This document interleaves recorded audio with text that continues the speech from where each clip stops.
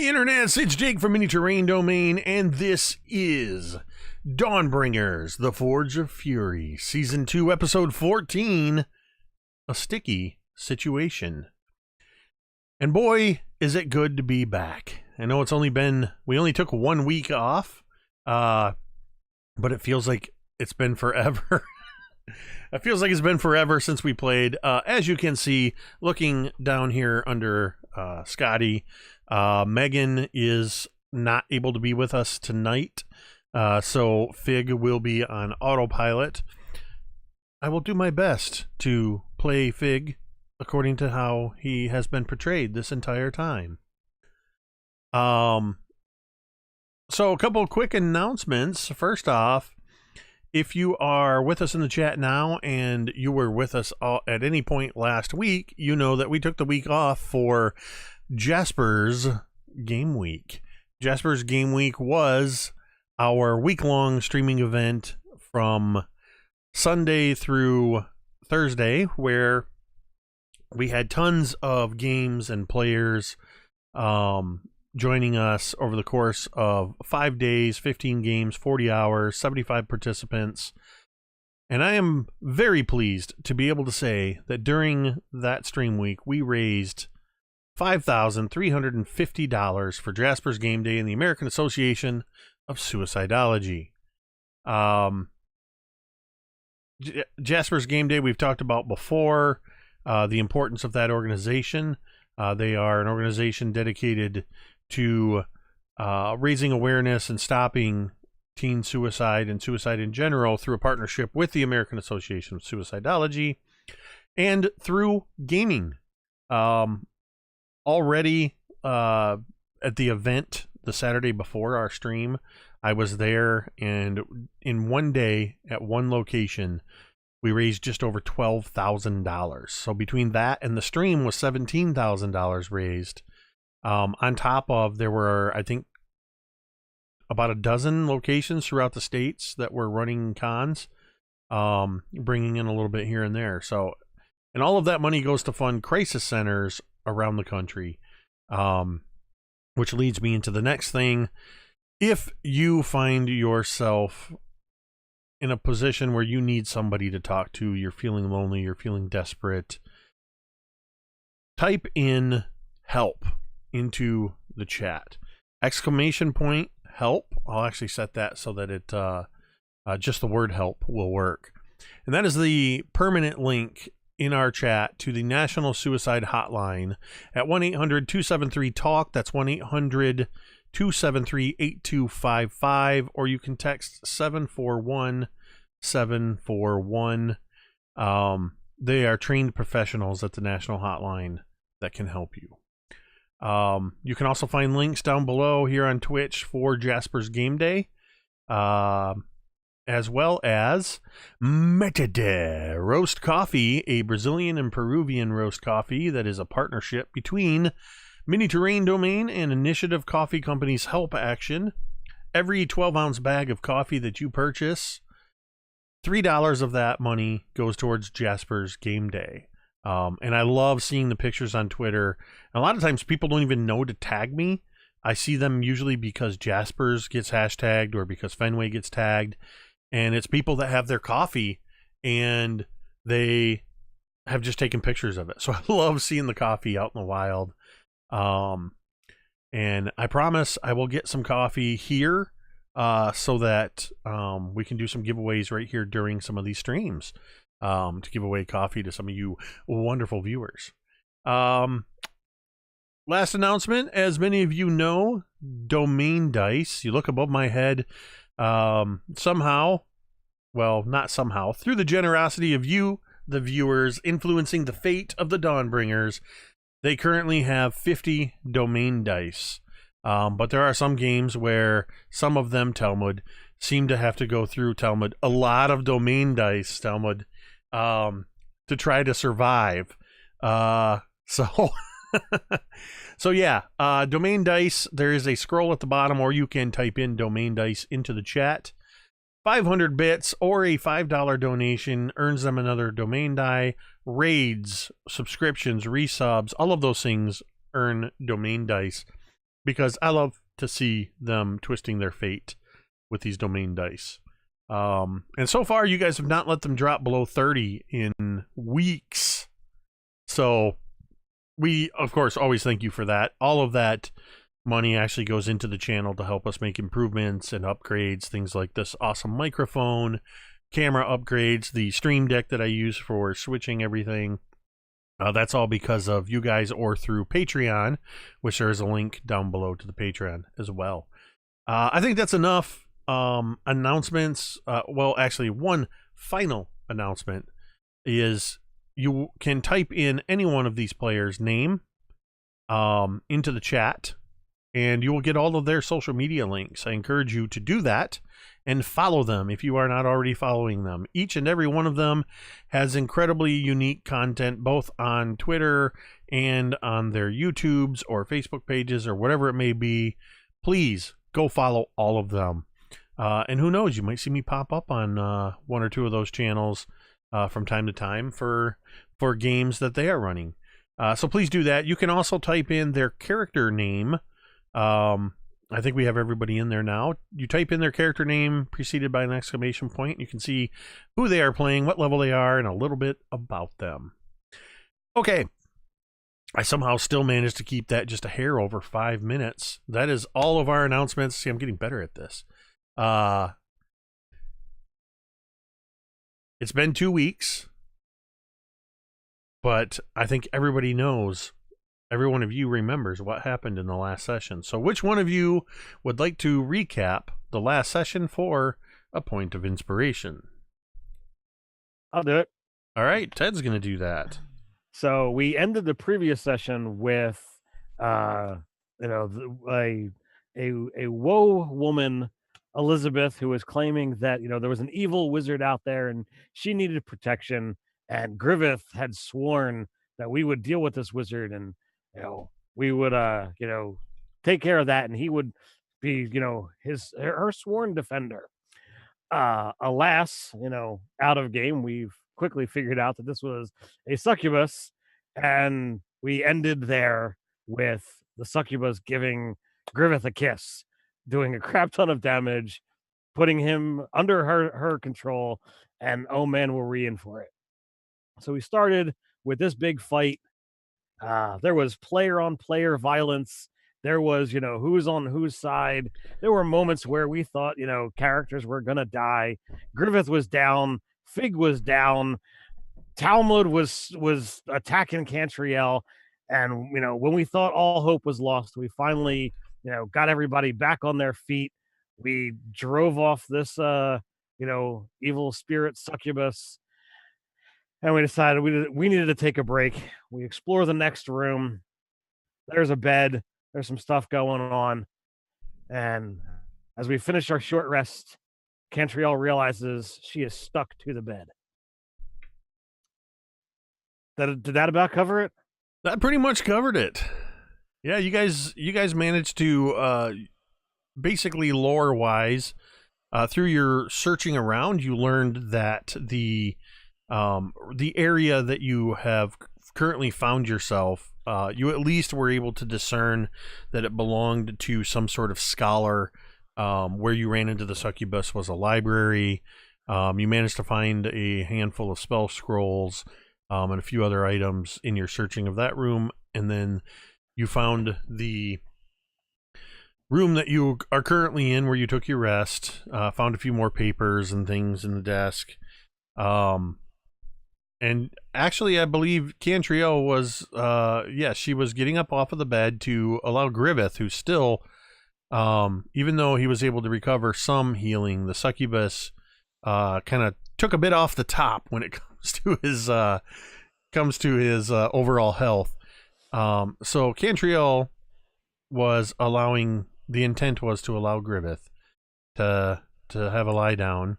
And as she went to push up off of the bed, she finds, Cantriel, you find that your hands and the backs of your legs are actually sticking to the bed frame and the cushion. And all of you looking, you can see now as the bed begins to twist and writhe. What was a dusty bed frame, headboard, and almost moldering blankets has a sort of almost glistening sheen to it as it begins to look less like a bed. One of the posts of the headboard actually seems to be elongating into this sort of pseudopod that is rising to strike against Cantriel. And that is where I would like you all to roll for initiative, because I like starting sessions out this way. See, we were so close to being able to make the joke of like, come on, Cantriel, it's Griveth's turn. But no, you had to go right into the combat. I was going to say, there's no reaction or anything? Well, you can, as we roll for initiative, after we roll for initiative, Okay. then you guys can have your reactions before we actually, as soon as somebody takes an action, that's going to trigger the initiative order. Okay. I'm going to use this lovely dice that Lydia from Castle Mac just sent me a set of dice. Those are gorgeous. These green, and actually, I don't mind letting you guys see what the initiative that I get is.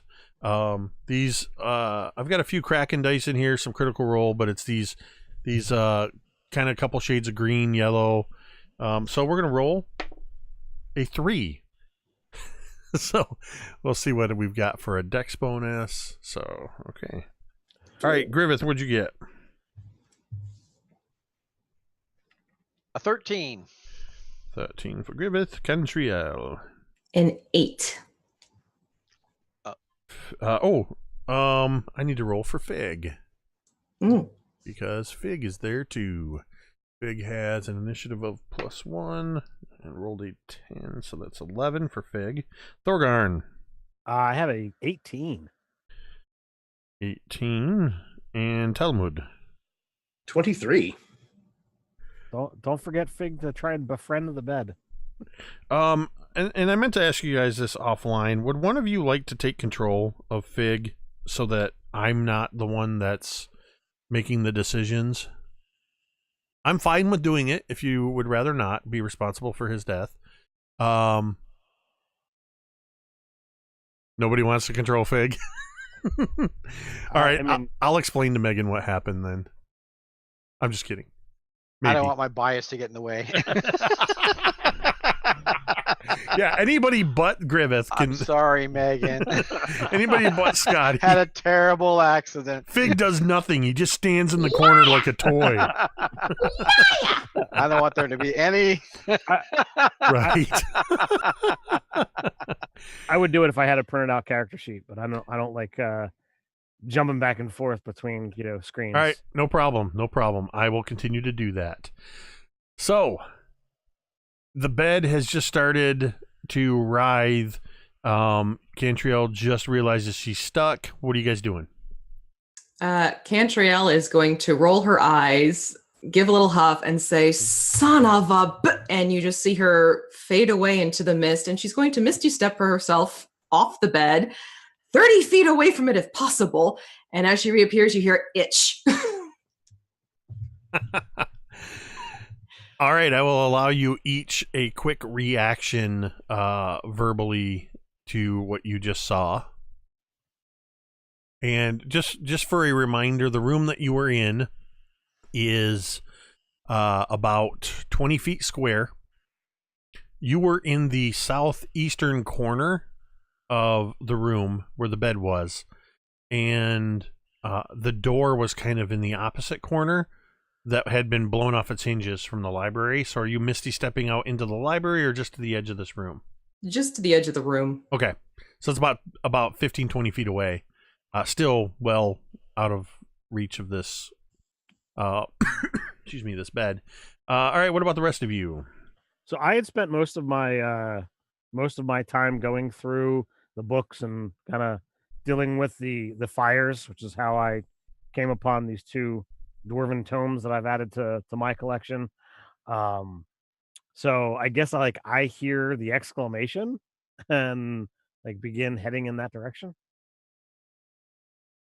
All right. What about you, Griveth?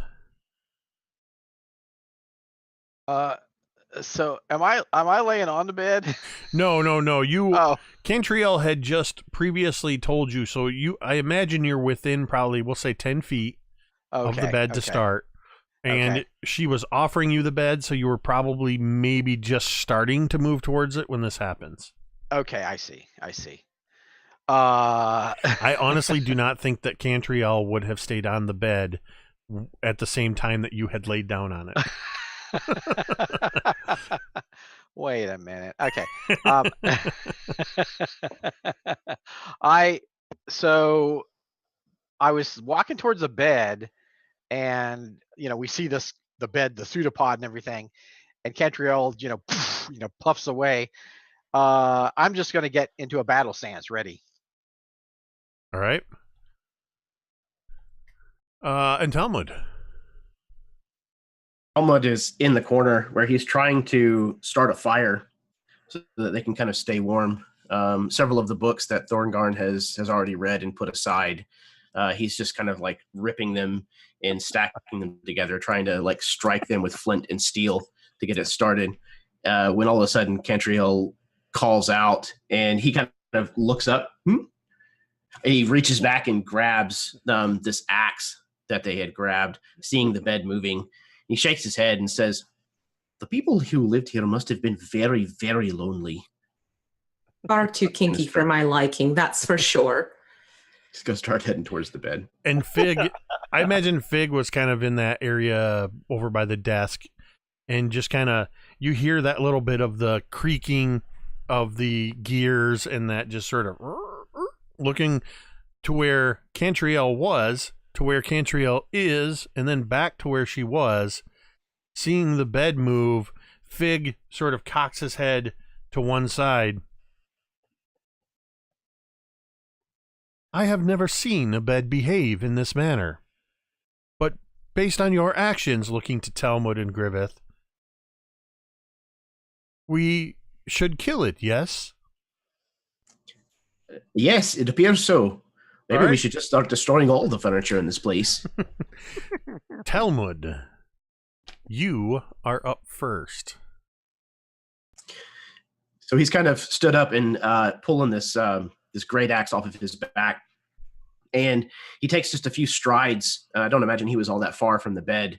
And he's kind of like trying to study this thing, trying to figure out where would be the best place to hit it. And when he sees this post kind of starting to form this pseudopod, he's going to go for that. So, All right. up and attack, as long as I can close the distance. Oh, yeah, the whole room is only 20 feet by 20 feet, so Perfecto. you All right. can absolutely make it. The first swing is going to be to the tune of 22. That will hit. Fantastic. The second attack is a 23. Also a hit.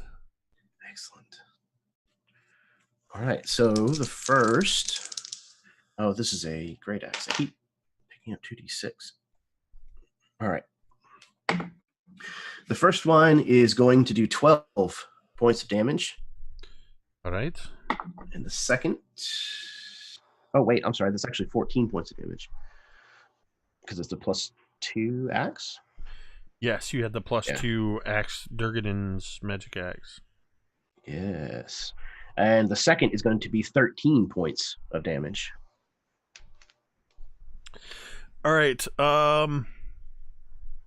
Yeah, you take a couple big swipes at this thing, and you see as you cut these gouges into it, and some of this, as it sort of cuts into it, you see pieces of it at first look like it splinters away, but as it hits the wall, it has an almost like gooey, ichor-like appearance to it, as it immediately takes on this sort of shapeless texture as it strikes the wall, and the pseudopod sort of starts to kind of curl back up.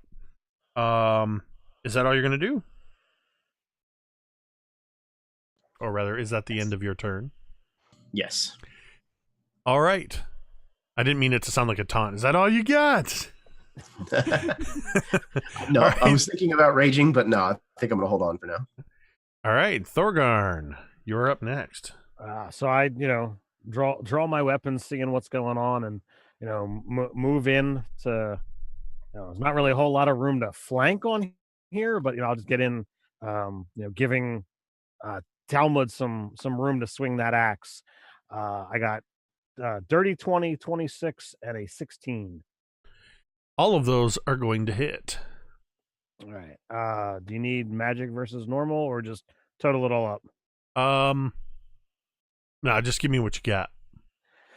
All right. So that is 6, 10, 18. So that is 21 points of damage. All right. Yeah, you just start carving into this thing, sending pieces of it flying, strips of cloth, pieces of wood that as they go flying, they turn into this sort of liquid as they strike the ground.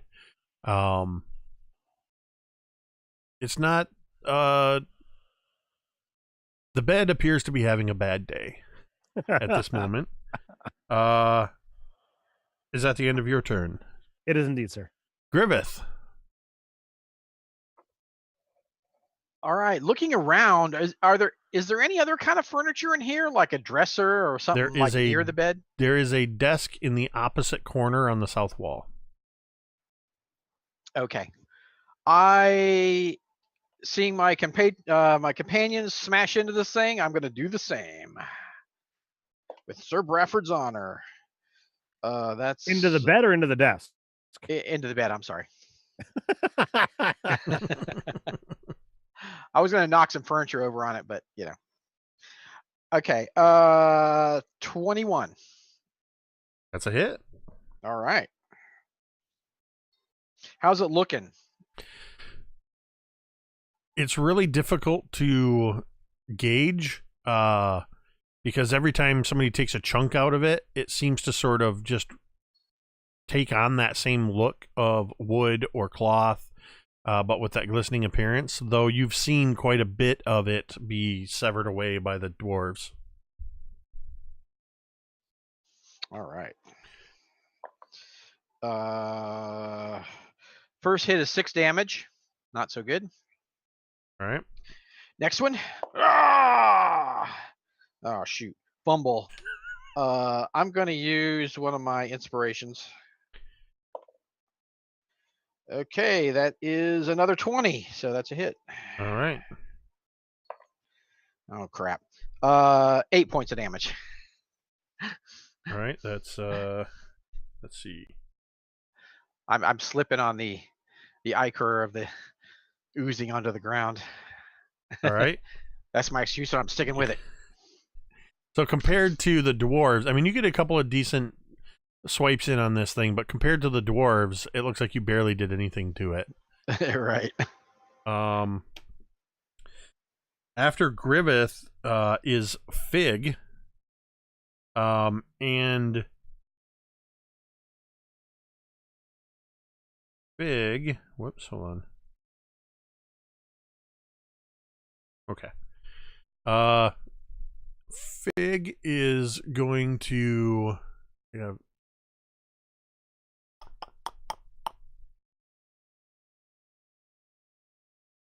I think Fig is going to, again, look at all that you are doing and sort of, I think with everybody up close, nobody really sees this except Cantriel, as Fig sort of raises his hands and begins to make this gesture, and you hear the whirring of gears as he does some of his gestures, and almost like parts of him seem to shift as this sort of bluish glow that is both his lifeblood and his source of arcane power begins to formulate, and you can see, Cantriel, that Griveth, during the course of their actions, first Talmud, then Thorgarn, then Griveth, each seem to move in front of the path of this. Fig cocks his head to one side, and as Griveth, as you strike and raise Sir Bradford's honor back into a defensive posture, as you're raising it up, that's when Fig's going to fire. So let's hope there's not a fumble. We can blame Lydia over at Castle Mac, if there is, because I'm going to use this die again. That's a 14 on the die with a +8 to hit with a firebolt. So that is going to be obviously a hit. As you raise Sir Bradford's honor, this firebolt just right under your arm, and that is going to be 2d10 of damage. So that's going to do another 14 points of fire damage. And you see that as this firebolt strikes right in the middle, it almost seems to curl up, like the footboard and the headboard seem to curl up inward a little bit. Let me do the math here real quick. And it actually starts to lose it almost looks like a coating of thick slime over a bed where you can barely see the texture of the wood and the blankets and all that stuff, as it seems to be losing the ability to hold this mimicry. Now, Cantriel, it is your turn. All right, so Cantriel is going to get her bow pulled out and just sort of like roll her eyes. I'm getting really tired of finding new friends. And let's see here. 18? 18 hits. And that's 7 points piercing.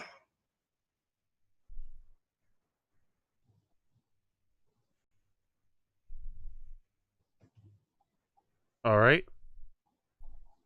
Your arrow sinks deep into it and seems to almost disappear into its shape, but it is still writhing, and it seems to be trying to form this pseudopod so that it can attack at one of the people nearby. Wonderful. Do you just have the one attack? I have the one attack, but bonus action, I will look over to Talmud. You better make things right, my friend, and swing a little extra harder next time, and give him bardic inspiration. All right. Well, I love the fact that Cantriel considers that inspiring. Well, for Talmud, yeah. All right, and for the 4th month in a row, Initiative Coffee Company has subscribed, which of course means you guys are now up to 51 domain dice. So we'll just make that happen.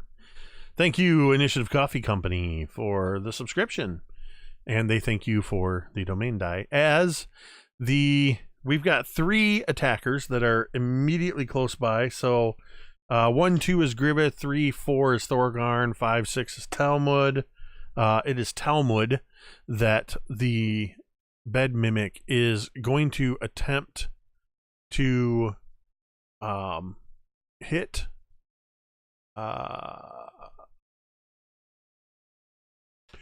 So that's going to be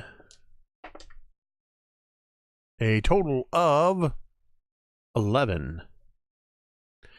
As it almost just seems to have no gumption behind this attack as it starts to swing in, and you see as it swings at you, Talmud, it seems to stretch thin and just sort of move past you and up against the wall where it sticks. And that is its turn. Talmud, it is your turn. Hold on, sentinel attack. It's a reaction. Yep.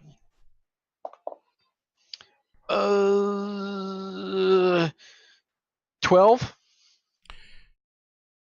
12 just hits. Oh, yes. Yes. 11 points of damage.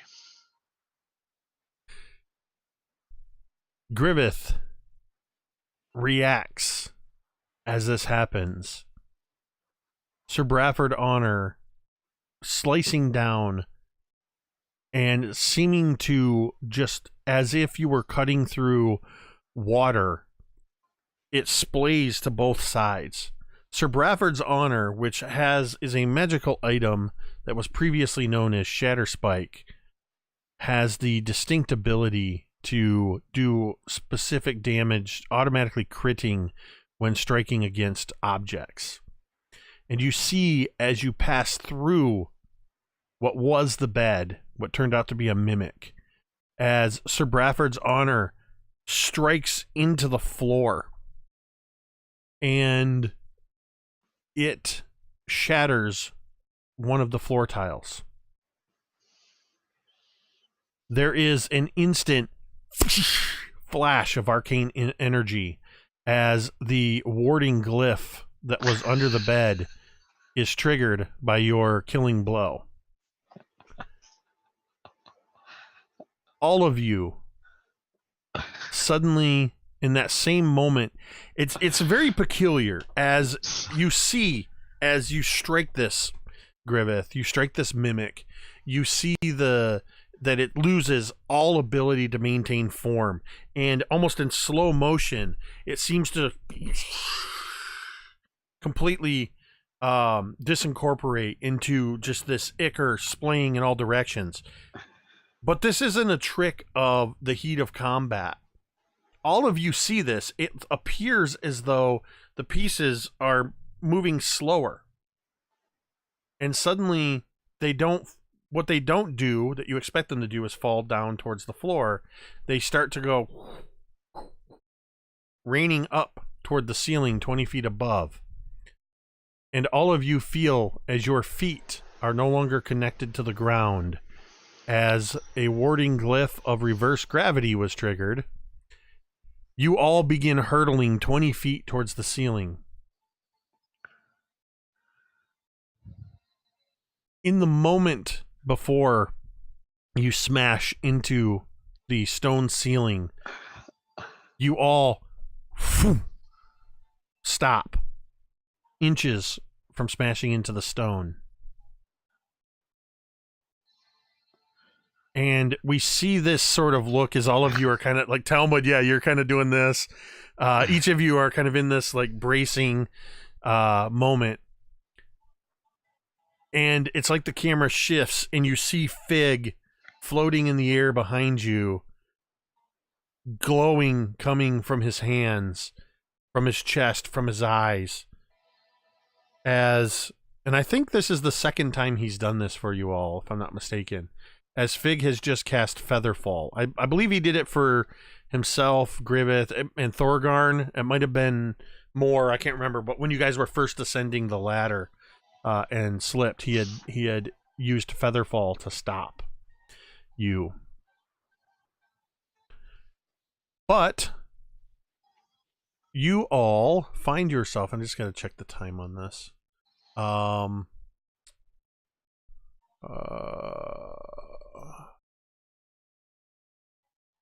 Okay, so this, for now, for the moment, there's just this, I just imagine this almost swelling of Avengers-like music where you see that Fig has done this and is standing there behind you like Vision or something, and none of you managed to hit, but you're now 20 feet above the floor. What are your reactions to that? That was brilliant, Fig. Brilliant. Thank you, Fig. So are we like still just floating in the air? Like you sort of finish once you kind of have that stop. You sort of gently touch the ceiling. Featherfall doesn't stop you completely; it just slows your descent. So, you end up just lightly touching the ceiling, and to your senses, the ceiling is now the floor. I think that's the first time I've ever fallen onto the ceiling. this is kind of awkward. So I'm guessing the dresser and everything else kind of crashed in. Yeah, actually, those items would not have stopped. So yeah, the dresser would have crashed. There's a few loose papers that are sort of flitting about. And there's this sort of constant dripping of the ichor of the mimic. So how do we get back down? Or is this like, what we do now? Well, supposedly think happy thoughts get you flying. Maybe think unhappy thoughts and we fall back down. I would Quite like frankly, I have no idea. Not such a wise idea with this party. And I'll look at Griveth. I would like all spellcasters to make an Arcana check. Is that everybody but Jeremy? Yeah. Everybody but Talmud? Basically, everybody but Talmud. Wah, wah, wah. 13. As I would expect, I got a 4. I 10. almost I almost want to have imposed disadvantage on Arcana checks. Not that I need it. All right, so let's see. So I just gotta check what is I said Arcana, right? So it's +8. Yes, sir. Oh, okay, never mind. Fig got a 15 on the Arcana check. And says, first looks over to Griveth, who has just thanked him, and says, I wonder, Griveth, if a toy could have done that. And then he says, I'm afraid the magic that you have triggered, Griveth, is only going to last for less than a minute. And so is my own spell. Can you get us down? I can certainly try. So he said that it's going to last a minute. Less than a minute, because you guys have been sort of talking and stuff. Can I start climbing the walls towards the ceiling or towards the floor to lessen the impact? I mean, I'm not going to say no. They're smooth stone. They're smooth stone dwarven carved bricks that are, you know how the dwarves like to fit everything so neatly together. So, I'll let you make a climbing check at disadvantage. So that's going to be an athletics check at disadvantage.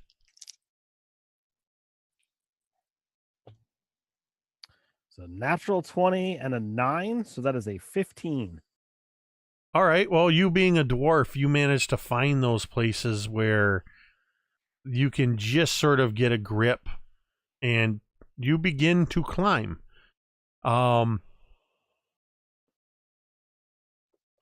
Fig, with his intelligent mechanical mind, as you get about 6 feet, Fig starts going 5, 4, 3, 2, hold on. And you all feel that shift as suddenly it sort of creates this lurch in your stomachs. And you feel that shift and you suddenly begin to fall headfirst toward what is now the floor. Fig is holding his hands out still, maintaining concentration on this feather fall, and you don't quite fall at the same rate. Griveth, roll me a d4.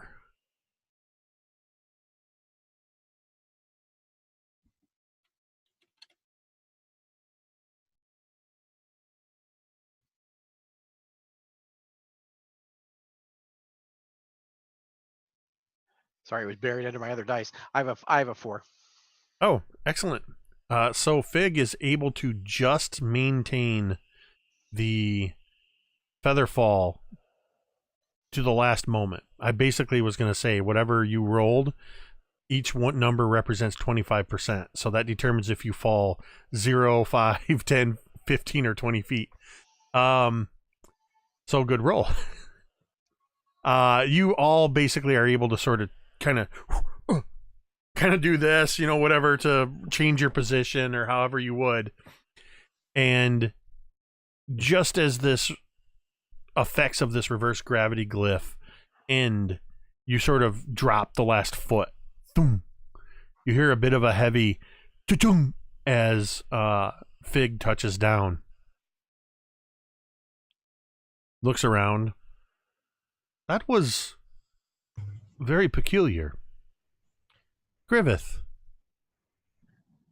I'm sorry, but it does not appear there is a bed for you to lie down on anymore. I don't No, recommend. it doesn't, does it?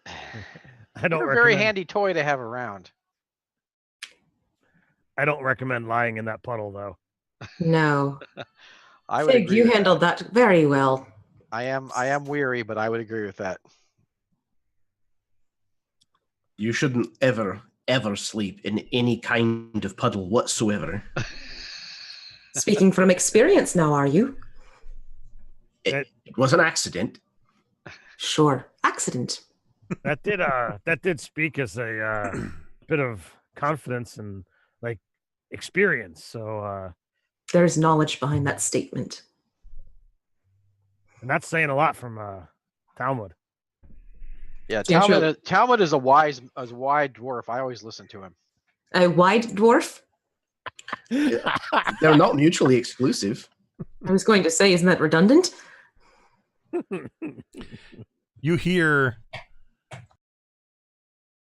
Griveth, Cantriel, and Talmud.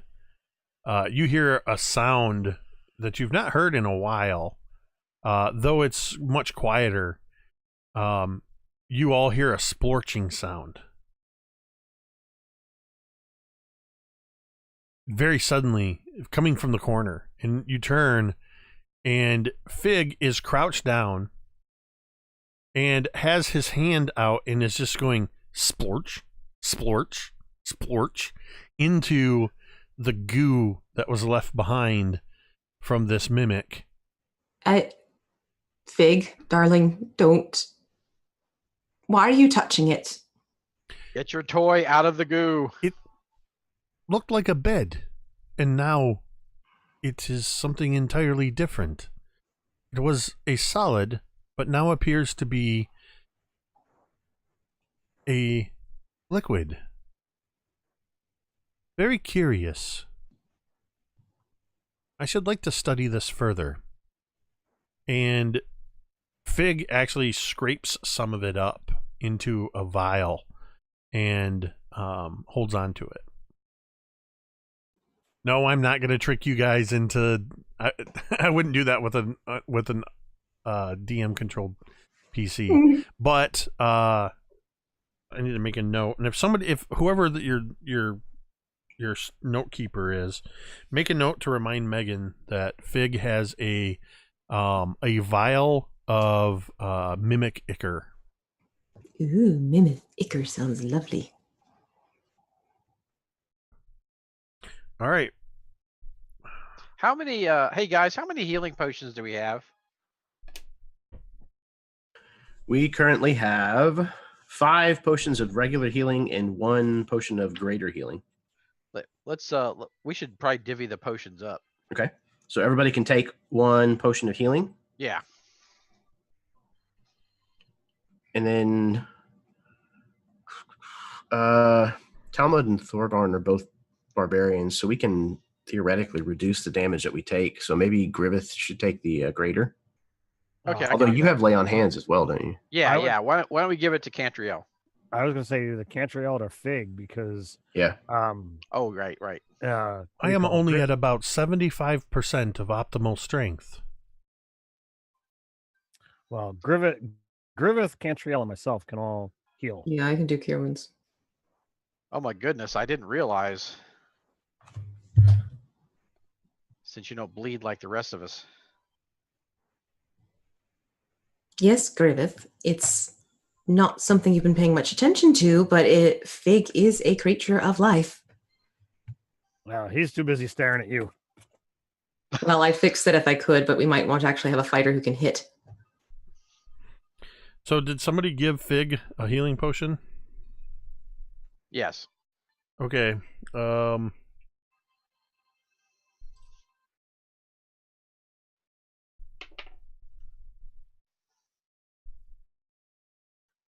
Okay, so 9 to 36.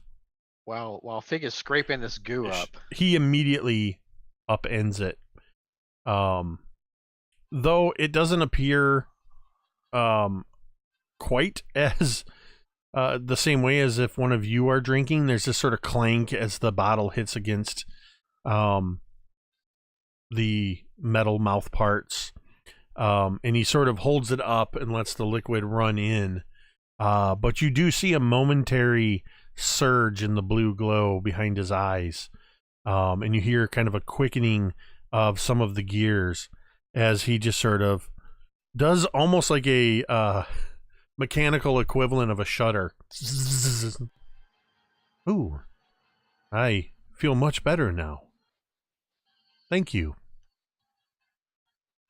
So while we're talking about potions, there's also that orange one.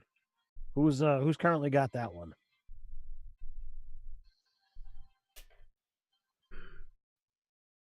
There's a potion of Hill Giant Strength somewhere from the Thorgarn Smiths. Well, Yeah, I I don't- not touch that one. Yeah, I don't know that I would necessarily carry it. It's a little bit meta, but it would only increase my strength by a couple of points. It would only change my to hit and damage by 1, so somebody else might be able to use it more. Is Griveth over here bragging? Well, I'm already almost as strong as a hill giant anyway. Or not Griveth, Talmud. Yeah, Griveth, stop bragging. I'm not. I'm pretty strong, but I'm not. Well, I mean, you hill giant sized biceps. It makes sense that there's the strength to go along with them. Yes. You might be large, cousin, but you're not. You don't have biceps of a hill giant. Sorry. There's a hill giant. You're stronger than me for sure, but you know. Hill giants are pretty big. We are comparing each other's biceps, right, boys? Yes. All right, good. Just checking. I don't check those things on giants personally. Well, sometimes you can't really miss when you go under the legs. That's why I never go under the legs. But how Get you walloped on the head that way. How you supposed to hit him in the sensitive spots? From a distance with a pole arm. Ah, You've given this a lot of thought. Barbarian. yeah, he doesn't give things a lot of thought. It's kind of a habit.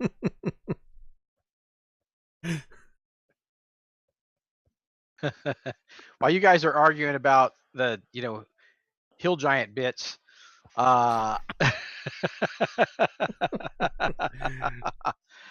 calling on the blessings of Eldath to bless the party with aid. So that means that Cantriel, Fig, the toy, and Thorgarn get 5 temporary hit points. Woot. Oh, okay. So, plus 5, 10. Thank you, goddess. So was that to Cantriel or to? Oh, no, it was to his other girlfriend, I'm sure.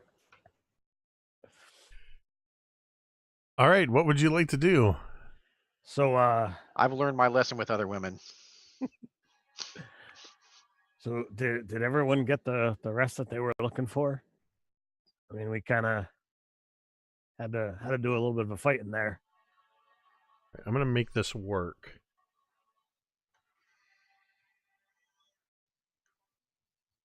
You guys are not in the right spots, but I'm not going to mess with that. And it didn't quite work. It's V's peeking around. But given past ways this has gone, this could have been worse for you, V.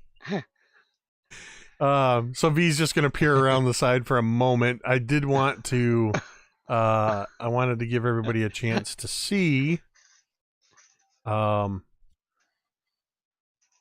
you are. So you were down here in this corner. I'm pointing like you can see it. Lower right corner is the bedroom, and then the library, and then you had come through where you had explored all of these rooms, and that was that room there with the 3 shelving units is the armory, and then yeah, you had explored all of these. So is that a tunnel or a hallway on the other side of the library that goes south? You don't know. Well, I mean, from the room It's with not. the well. It is not a hallway that you are aware of. Okay. There was no. It's not a hallway coming off from the room to the north. Okay. And still So- no orcs. So as far as we're concerned, we've basically come to a dead end here. Yeah, from what you have explored, you let me check. Yes, All right, you've pretty much so- explored this entire wing, thoroughly. All right, so we went this way expecting to see some orcs, and we fight freaking some kind of possessed crazy woman. We get to fight animated armor and rugs and beds. I guess we're going back. So you want to head back to the all the way back to that sort of big throne room. Yeah, there's one other way we haven't gone yet. There's right? 2 places you haven't gone yet. So you had gone to the northwest. That's where you went to the desecrated chapel of Moradin and fought against the orc, the undead orc and stuff, and then exorcised that place of demons. But there wasn't anywhere to go that way, right? It was No, just you one had room. gone to the southeast, which is where you went through the Blade Works and then down to the Black Lake, where you fought against the Nightwing, the dragon. And Night you Sky. had gone northeast, which is these halls of the dead that you have just finished exploring thoroughly. The 2 remaining ways are the southwest and the easternmost door behind the throne room, or you can go back to the west, all the way to the west, which was through where the statues were and back up to the previous level. I say east. It would make a lot of sense if they were hiding something nice behind the throne. So Talmud, that battle with the crazy woman. There's a lot going on there. Why were you swinging at everybody but her? I don't remember that. Did it get in your head too, like it did with Griveth? I'm not sure, to tell you the truth. Everything's kind of foggy, almost like a dream that I've woken up from, but not quite remembering it all. I think maybe if that's what Griveth was going through, I wanted to defend her, but then I lost all sense of myself. Because you knocked Fig unconscious, and then you started swinging at Cantriel, and I was really confused. It's not. I don't know how to explain it, honestly. Do you think I should I say something? I don't know. I mean, we're kind of traveling together, and we have to be able to rely on each other. And well, there's only so much trust, and since we already know how some of us feel about some of the others.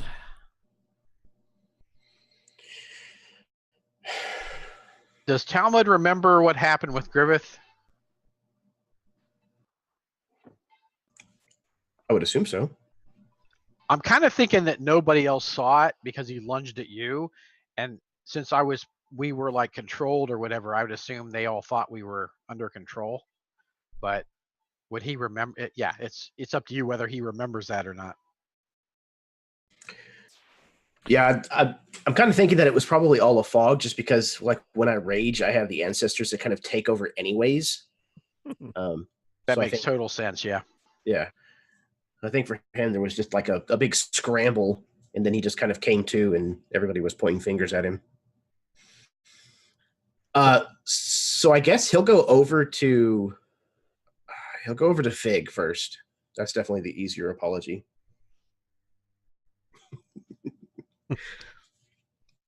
He approaches Fig and kind of puts his hand on Fig's back. You're a good what you are a good person. Friend? Friend, you're a good friend. Kind of looks over to Thorgarn and kind of gives him a wink. I just wanted to tell you that I was informed that I may have swung a weapon at you, and I apologize for that. It wasn't on purpose. Yes, I remember that. It hit quite hard. I lost a lot of pieces. But Cantriel put me back together. I assumed that was an accident, that I had gotten too close to you during that encounter. You know, maybe that's exactly what happened. He kind of looks at Thorgarn like, see, I told you so. I roll my eyes at him. Well, I'm glad that there's no hard feelings, Fig. He kind of extends his hand out. You're supposed to shake it. He cocks his head to the side, reaches out, and with his forefinger and his second finger and his thumb sort of grabs your hand and just goes, Yeah, that's perfect. It's close enough. And he kind of pats him, kind of turns around and looks at Cantriel. You know, you might have gotten too close too.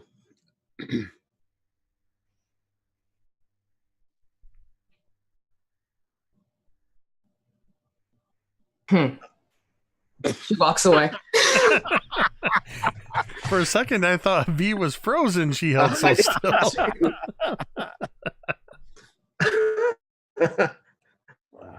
And he kind of like does this with his hands, considering the matter finished. And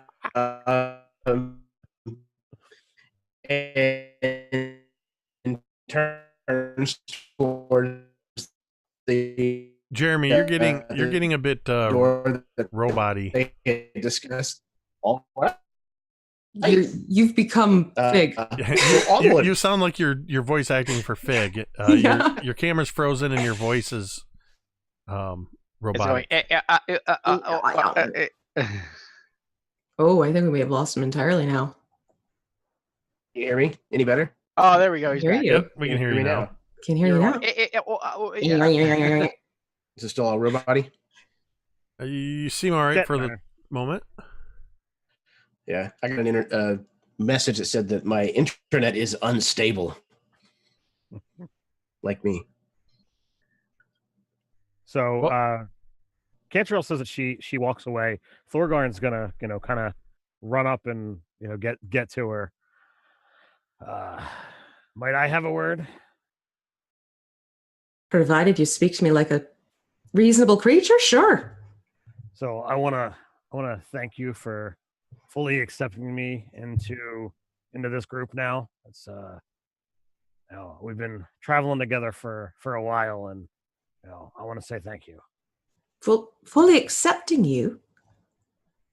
Well, You've been a part of this group since we've left. Well, you've got a relationship with Griveth and with my cousin Talmud.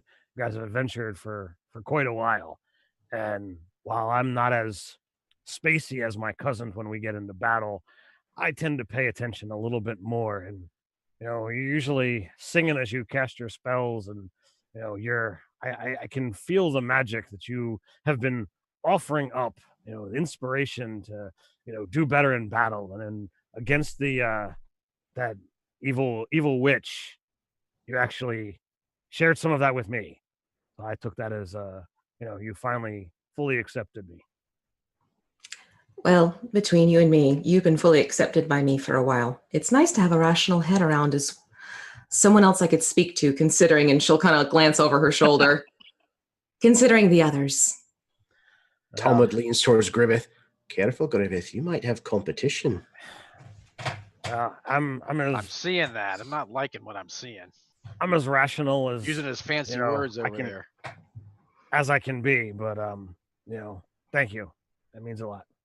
Well, thank you as well. So I assume all of this is happening as we're walking, and please, please give me like movement chat. Sure. Did she just blush?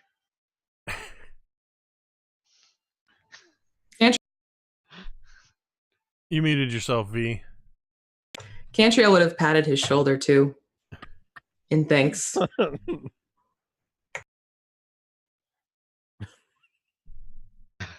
I may have to have a talk with him.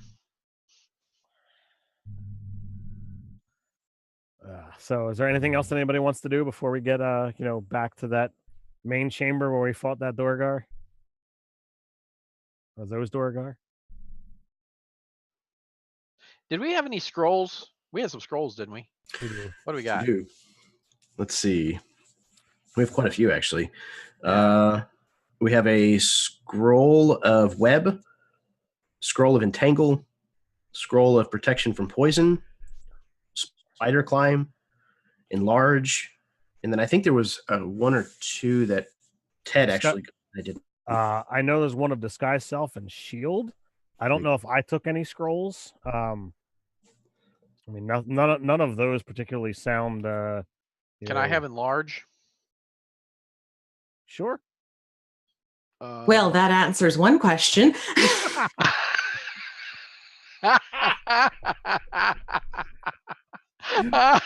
Wow. Boom. It's forever known as a scroll of compensation. I did. It was. How about I'll take web too. Nobody wants it. I have absolutely no chance of casting them, so knock And yourself spider climb. Okay. Anybody? Yeah. Okay, that's good. So as you're sort of handing out these scrolls and collecting them, Griveth, you guys all emerge back into that very large throne room with the pillars, and there's the throne on the east wall, which is immediately as you walk in is just 15-20 feet away from you, and the doors into the next chamber. That is the doors through which Griveth had jammed Sir Bradford's honor. You heard a thump and saw blood spill out beneath the door. So, who's going to open the door? Talmud, of course. Yeah, of course. All right. Talmud. Talmud, it's always one of the dwarves. So you walk up to it, and the door opens about 2/3 of the way before being stopped. I think you had previously had just looked in this room, and so you had already sort of pushed the body out of the way a little bit. But as you push the door open, you can see that it opens into about a 60 by 40 foot room with a massive stone table dominating the center. I mean, this table is 15 feet by 20 feet, and there are stone chairs all around it. There are old tapestries bearing the symbol of Durgadin. This appears to be some sort of council chamber. And there is a dead Duragar in scale armor lying next to the door where Griveth had killed him. Oh, I had a kind of a question. When the reverse gravity happened and everything went in the room and the furniture got smashed and everything, did we see anything laying around? Like, was there any treasure or anything in the dresser? Everybody had thoroughly searched the room. Oh, okay, okay, good. Prior Okay. to that. Okay. I forgot about that. Cool. So you see the council chamber, and you see on the far side there's another door on the east wall. Talmud kind of steps over the dead Dwarger, and he kind of looks around. He looks at the stone table and kind of runs over to it and starts like putting his hand over the top, like admiring the craftsmanship that went into making this. I imagine there's probably like carvings all along the edge and stuff, and he's definitely kind of tracing them with his finger. In the center of the and then table, he's going to turn. In the center of the table is this symbol of Durgadin inlaid into the table, and mithril and gold has been poured into that symbol. So yeah, he kind of looks at it and points and turns around to Thorgarn.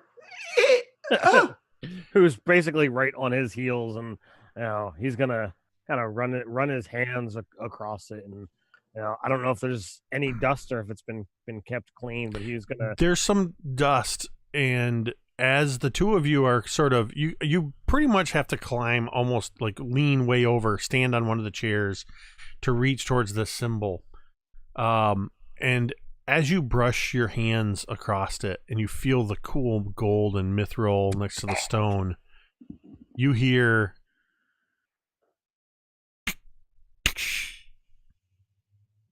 and you feel a shift in the surface of the table, and a circular area about 3 feet in diameter in the center of the table goes and rises up. And in that, it ends up being a hollowed out stone, area. And it looks like as it comes up, some items sort of spill out. It looks like things were once upon a time were jammed in here as a way to keep them hidden and keep them safe. What you find in and amongst all of this stuff, oh, that's not a bad haul. As it kind of gets up to the full top, a couple of leather pouches, several loose coins, a couple other items, a couple scrolls, a couple glass bottles. I don't know what is with you guys finding so many scrolls, but here, Mr. Treasurer, is everything you have just found in the hidden council chamber hoard. 1,900 gold pieces, 140 platinum pieces, 10,000 silver pieces, 400 copper pieces. Most of these are, some of them that have kind of fallen loose, but they're in a mixture of these sort of decorative wooden chests, like not big. It's a 3-foot diameter, but like I said, a lot of this stuff was sort of stacked up on top and sort of spills out. You also find each one of these items is worth about 50 gold pieces. You find a brass mug with a jade inlay, a gold ring set with bloodstones,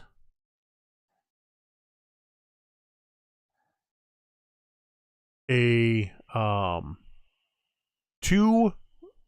not very big, but they're very well done paintings without they look like they're kind of frayed around the edges, like they had been torn from their frames or their mounting boards and rolled up. But one of them appears to be a portrait of Durgadin the Black. There is a silk robe with gold embroidery. And then the following potions and scrolls. You have a, let's see what this is. You have found a spell scroll of locate object. A spell scroll of dissonant whispers. Cantriel's like, I can cast that anyway. A spell scroll of compelled duel. Griveth's like, I can cast that anyway. Oh, I can. I think that's a paladin spell. Oh, okay. A potion of healing and a potion of greater healing. Which, as a reminder, the greater healing is 4d4 plus 4. So that's everything you found that was stashed in this hidden council chamber. And with advantage, I would like Thorgarn and Talmud to give me history rolls with advantage. History. Yes! 19 on the die, which makes that a 19. I got a 14 on the die, which makes that a 13. Talmud, you don't know this. It's Thorgarn that knows this. That you suspect that it's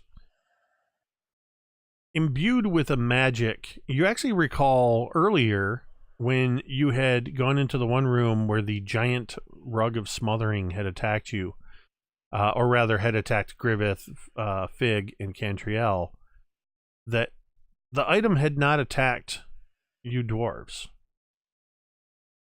This seems to be in a similar way enchanted to only react to a dwarven touch. That if any of the others had run their hand over that symbol, nothing would have happened. There appears to be certain safeguard magics in place that can only be accessed by dwarves. So, we've seen some evidence of dwarven magic here at work, and it appears, cousin, that this is just that. It's reacting to the recognition of our bloodline, of us being the bearded folk, and that is why it opened for us. I see. Well, we should definitely be on the lookout and see if there's more things to touch. Anything else that might be hidden away, so that them greedy orcs don't get it. Could you imagine all of this going to them? As he's like scraping like coins into like his backpack. So this is quite a haul that didn't go to that dragon, gotta say. Indeed. There are many things more important than money, but if you need help carrying some of that, I can help. So I've spent some time with making my own ale, and I definitely like this mug. So if no one has a problem with it, I'm definitely interested in that. By all means. You might want to wash it out first. Oh, well, we've got some water. It doesn't look recently used. I have the dissonant whisper spell. I want to know what it feels like to be Cantriel. Maybe I can get inside her head more. I don't think she would appreciate that. You're right. Awkward and strange. I'm gonna let that joke go. Sorry. I just let like 3 jokes go, Ted. Yep. Think about how many I just had. And this is the same stream where moments before we had a large joke and giant bits joke. So All right, I'm just in it whispering then. In my pack. so Is there anything else in this room? in the interest of avoiding you wasting your time, because knowing you guys are exploring, there's only another. There's nothing else in this room. There's only one other room off of this. You basically what you discover is what appears to be a very Spartan room. It's a good 35 by 35 feet with a small room off of the side of it that is actually a it's empty, but it has a stone basin in it that looked like it was probably a private bath. The rest of this room is pretty Spartan. There seems to be just a simple sleeping pallet, and excuse me.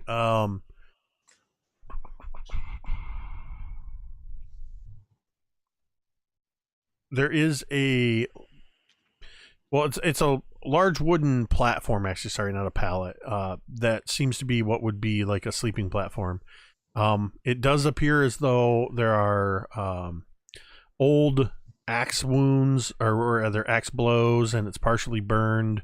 There's a table and a bench and a writing desk that also have axe marks in them, partially burned. And overall, you do see actually in the center of the room another one of these sort of smaller sleeping pallets that are similar to the ones the Durgar had out in the main throne room. So there may have been, like, maybe the guard that was in the other room was staying in here, or something like that. But otherwise, there's nothing in here. Though it does appear, based on its location and everything else, this may actually have been Durgadin's personal sleeping quarters. There are no other exits that you can see. Well, I had one other question. You mentioned that there were tapestries in the chamber room. Yeah. It's like too threadbare to really take, or are they still in somewhat decent condition? They're pretty large. These are 20-foot ceilings. Okay. So they're probably like, I'll say that each one is probably hanging down about 15 feet and probably about 10 or 15 feet across. Wow. Yeah. They're not in great shape, but they're not in terrible shape either. So I think it's probably best if we leave them there. And just as a reminder, you guys did leave some things in some of the other rooms under the pretense that perhaps you or somebody could come back here at a later time. But so when we're all back, in the as obviously if we can't go any further, then we're gonna have to go back and I think. I didn't want to dissuade you from any additional searching you might want to do. That's up to you. I'll not that I'm really good at it, but I'll definitely investigate Durgadin's room and see if there's anything hidden in there, because if we honestly think it's his room, definitely I would spend more time there. All right, and anybody that's looking can give me an investigation check. Yeah, Cantriel will definitely be looking too.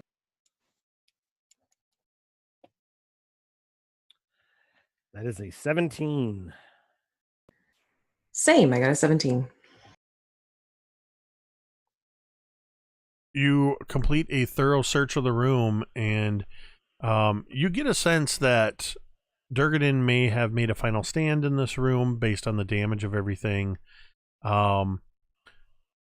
But it's completely lacking in any kind of treasure. It is entirely possible that at some point in the past that Nightwing may have made his way into this room and taken anything of value for his own hoard. or maybe the Durgar or something, but you do not find anything. I'm gonna have to assume that if either the orcs or the dragon took stuff, then maybe either the orcs have his weapon, or Talmud, you've got Durgan's axe. Talmud kind of looks down at the axe, kind of holds it like at an arm's length away from him. You think this could be the axe actually wielded by Durgan himself? It's likely.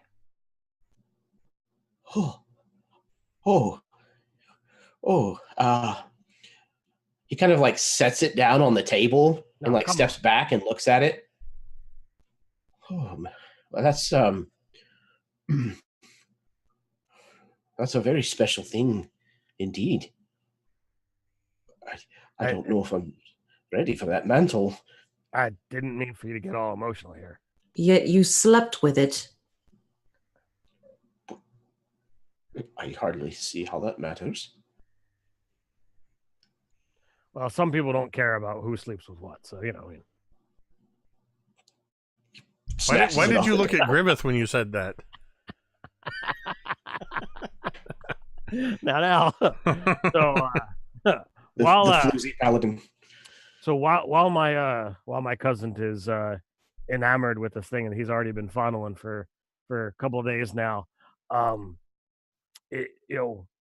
we touched the table, it rose and revealed this, and obviously some of you might have noticed that there's some weird dwarven magics and stuff going on.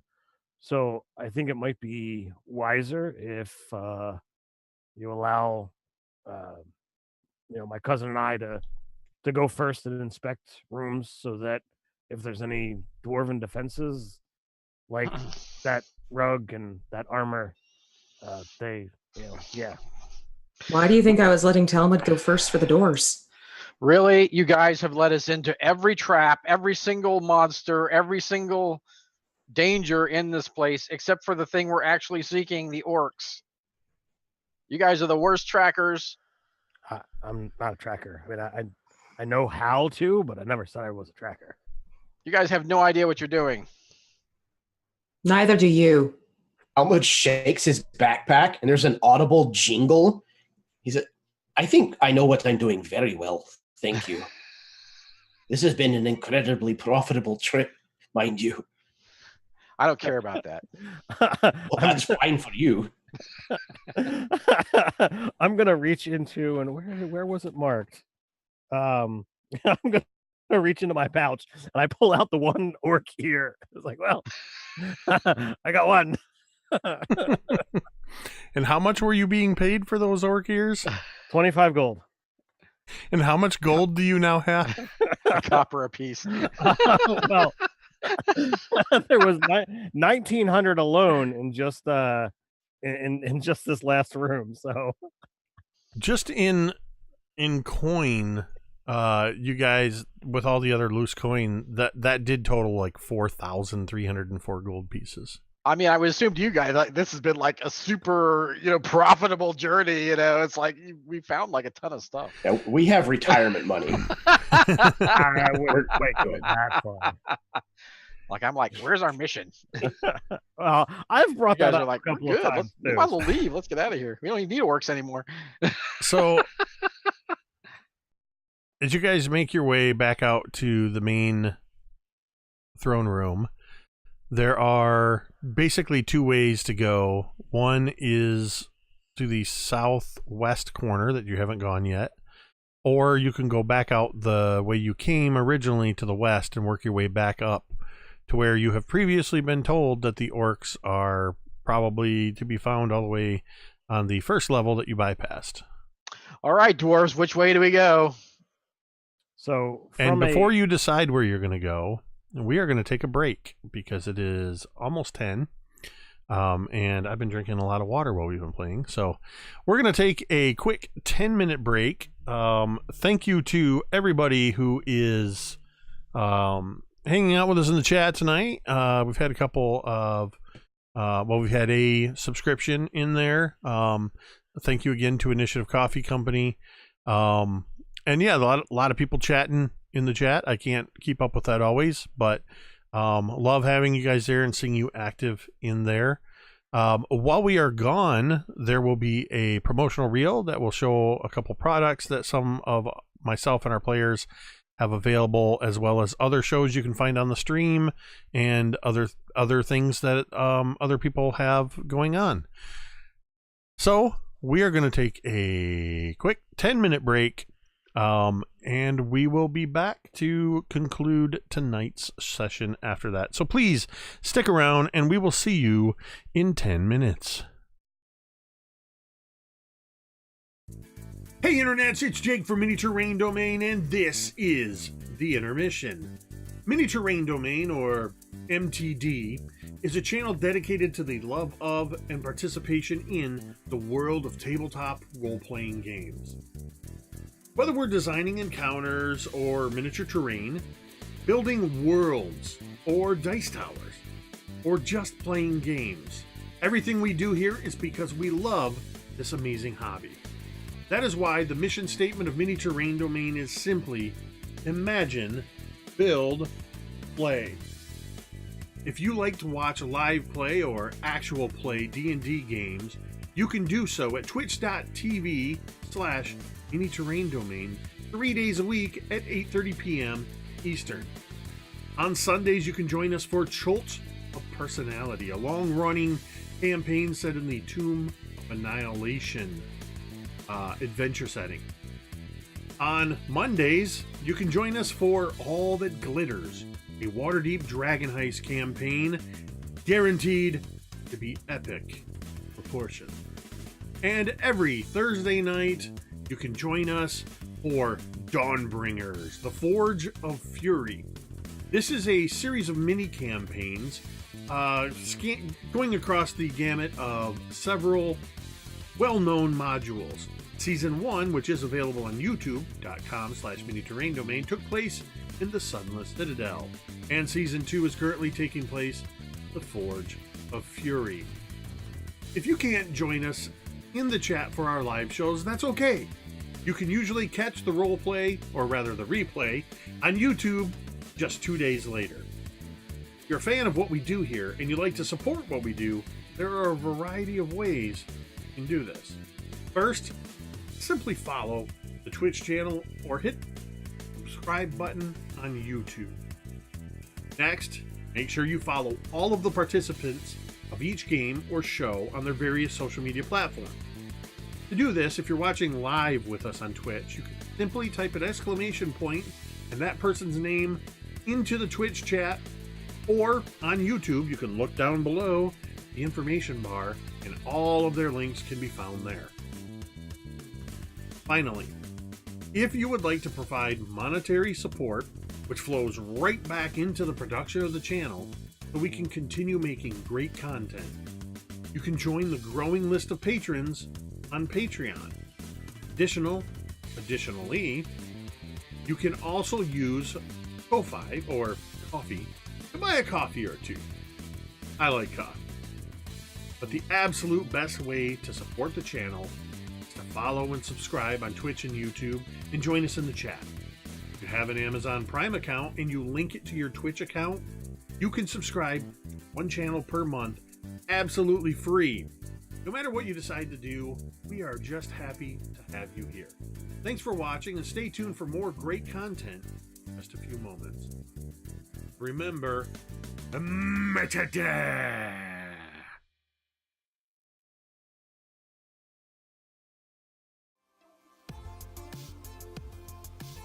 Hi everyone, I'm V, and I have the YouTube channel, The Crafting Muse. Please be sure to go over there and check it out if you too would like to learn how to make some tabletop terrain, paint miniatures, as well as some game accessories. I'm always happy to have new subscribers over there.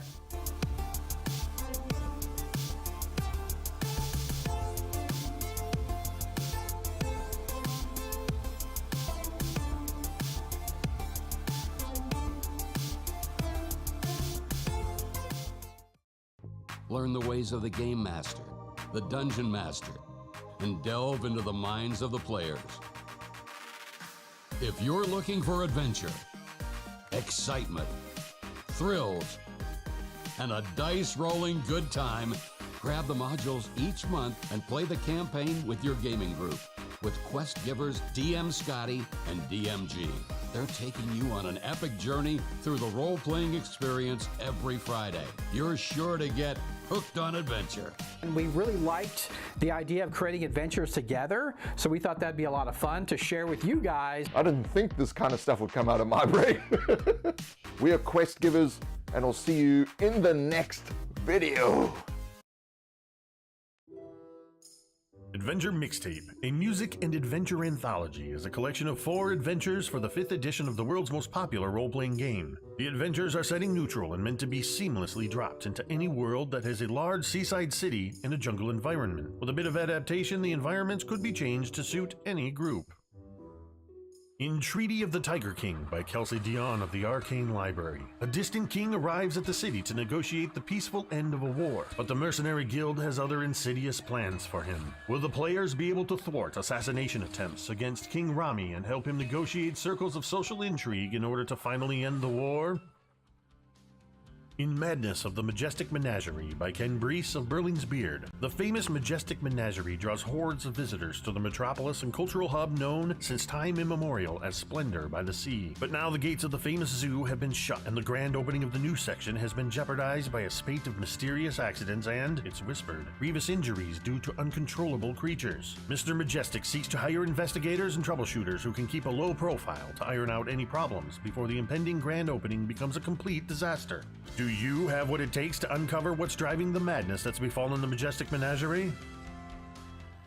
In The Infernal Collection by Sharang Biswas, when an influential fashion designer is found dead days before a major fashion show, heroes are called in to solve the mystery, prevent any further destruction, and help the fashion house prepare for the show. Gorillas in Their Midst by Jacob W. Norman of Mini Terrain Domain is a pulp action adventure wrought with perilous challenges and high possibility of death. But what is adventure without danger? Of course, there is the lure of vast piles of unclaimed treasure and the accompanying fame that await those intrepid adventurers who would defy the odds and plunge into the heart of darkness. In this adventure, the characters will face raging river rapids, wicked waterfalls, poisonous plants, venomous vines, sinking sands, treacherous traps, and the vicious jungle demon itself, Awakane Gori. Grab your satchels, fedoras, and bullwhips. Adventure awaits. The Adventure Mixtape also comes with 4 original songs inspired by and written for the heroic adventures herein. This collection of music and story is something unique. We had no better word for it than mixtape. If you ever received a cassette, CD, or digital playlist curated to take you on a memorable journey, then you'll recognize what you find inside this volume.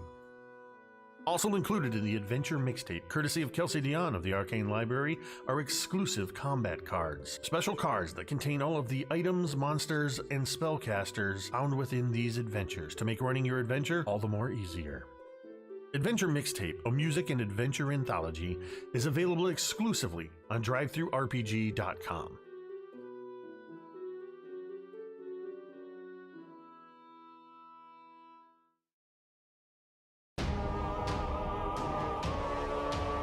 Griveth, once home to the most wondrous kingdom the world had ever known, blasted to nothing in just a fortnight. It is here that the fiends of hell walk among us. It is here where all things die. Welcome to Griveth. Demon invaders roam the landscape and have conquered all. The world is a ravaged and wrathful wasteland, where the old world lies buried beneath the blood and sand with its gods and its secrets. Water is fought over with blood and steel. Compatible with the 5th edition of the world's oldest fantasy role-playing game, this book contains all new character creation options, including all of the familiar classes with new aspects befitting the ravaged wastelands of Griveth, along with new backgrounds, subclasses, spells, feats, and so much more. New races will allow you to play as the Cursed Ash Elves, the Forsaken Humans, the Primordial Incarnate, the Proud Orcs, the Reptilian Suri, or the Infernal-Blooded Tieflings. New game mechanics such as blood, grit, and effort give your games an intense focus on lethality and survival. New numerous roll tables full of ideas to help bring your games to life. Featuring incredible thematic art by Brandish Gilhelm of Runehammer Games, as well as Lloyd Collins. The people of Kryvoth are not heroes. In Kryvoth, it is courage just to survive. Will you rise to face the tide of demons, or will you succumb to the hostile elements? Available now on DriveThruRPG.com.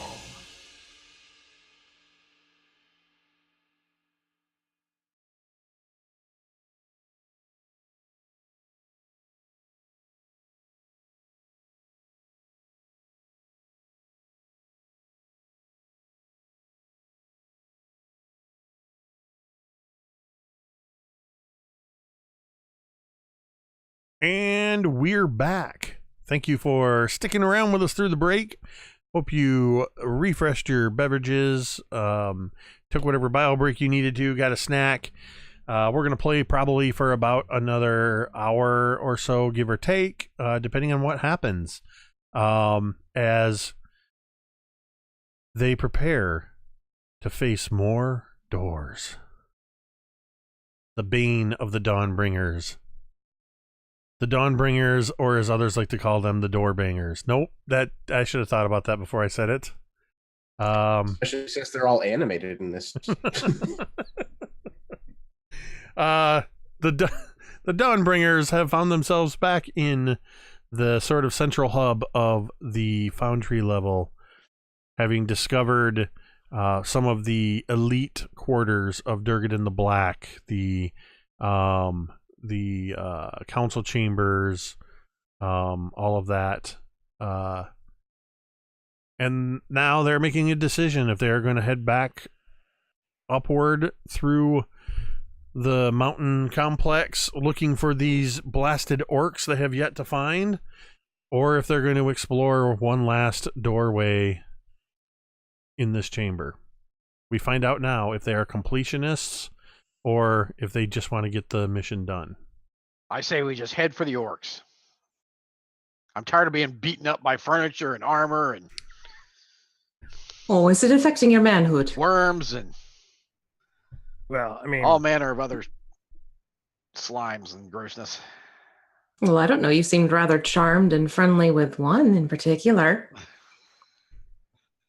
now. I'm So, just saying. It wasn't my fault. So, Oh, of course not. You I poor was, dear. I was trying to do good. She abused that. She needed to be asked questions first before you took an action on her. I see that now. I see your wisdom, Cantriel. well, to be fair, I think she kissed him, not he kissed My her. excitement to help an innocent got the better of me. So It won't happen what's to the again. southwest? we could go through this other door here, where we No. found treasure No. and several. So But I I'm think going to the if door to the we go, southwest. Griveth will wet his pants. All right. Hey, I have an idea. Why don't we ask Fig? What would you like to ask me? Which way would you go, Fig?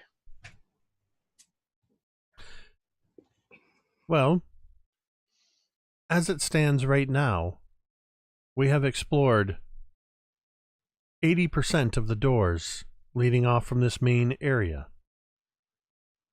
Only this door remains. When we were here initially, I was able to hear sounds on the other side of that door. And you would probably all remember that Fig had told you all that previously he had listened at that door and had heard some kind of intermittent clattering sound somewhere distant beyond that door. Fig, the liquid that flows in your veins and powers your spells, is it low? Is your power low? I'm afraid if we go this other way, we'll use up all our power and we won't be strong enough to fight all these hordes of orcs. Thanks to that healing potion that you gave me, and the peculiar form of religious magic you used, Griveth, I feel Nearly 100%. But how about your spell power? I have tapped into some of my arcane reserves, but not too deeply. Talmud has gone over to where they had this fire in this room and grabs like one of the pieces of wood that's just kind of burnt on the end, and he brings it over to the door that they're discussing, and he writes on it in real big, like blocky, crude letters, "Evil behind this door." Right. And he kind of tosses the stick aside and points to it, and he says, "Now can you ignore it, Griveth?" So I had actually already said that I was opening the door. Just saying. Can't- I think you muted yourself. Scotty. Cantriel, what do you? I muted myself. Cantriel, what do you say? I need a drink. Well, while you are all debating whether or not to open the door, it appears Talmud has made that or Thorgarn has made that decision. Thorgarn, you open the door. And immediately you see a hallway leading into what appears to be the kitchens.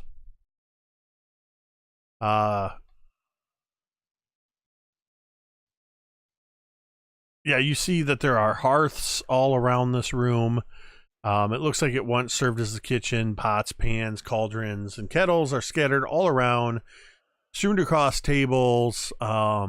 Buckets and stools appear to be knocked over. There's an archway to the west leading into a pantry that you can see just looking over there, that the pantry appears to, a lot of the food stuffs in there have rotted. And then you kind of hear from the far side of the room, you hear a sort of, you hear like a pot skitters across the floor. Something else gets knocked, a stool gets knocked over. You hear a sort of, almost sounds like hooves on the stone.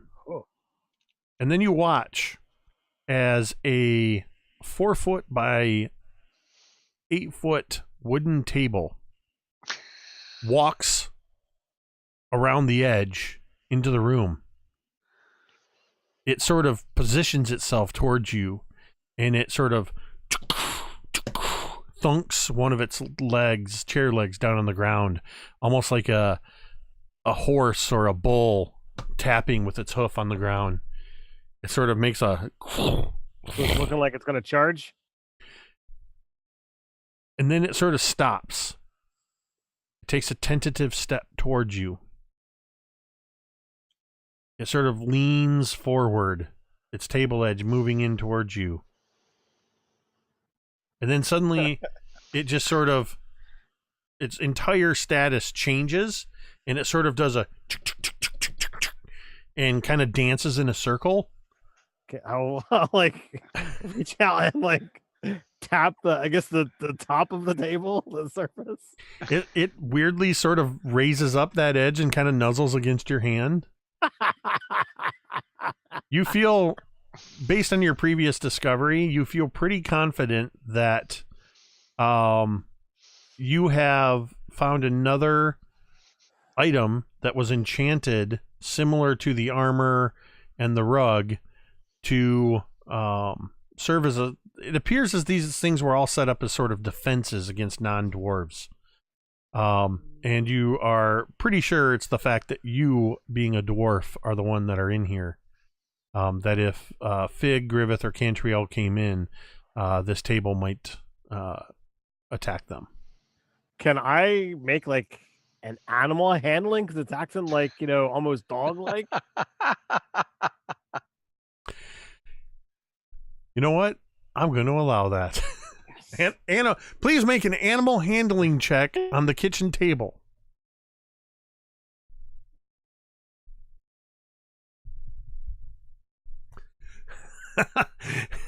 Initiative Coffee Company says, well, I'm pretty sure I just figured out the lifelong goal of the handyman.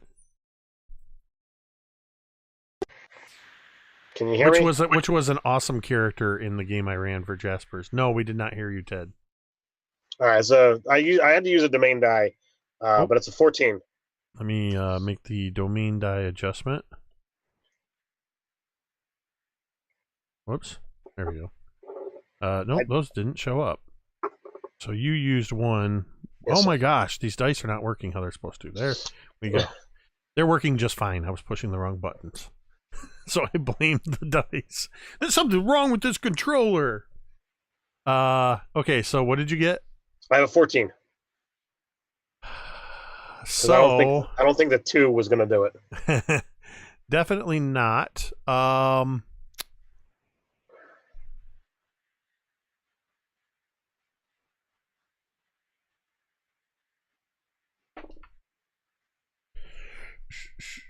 I mean, it was clearly already friendly. So what are you trying to do with it?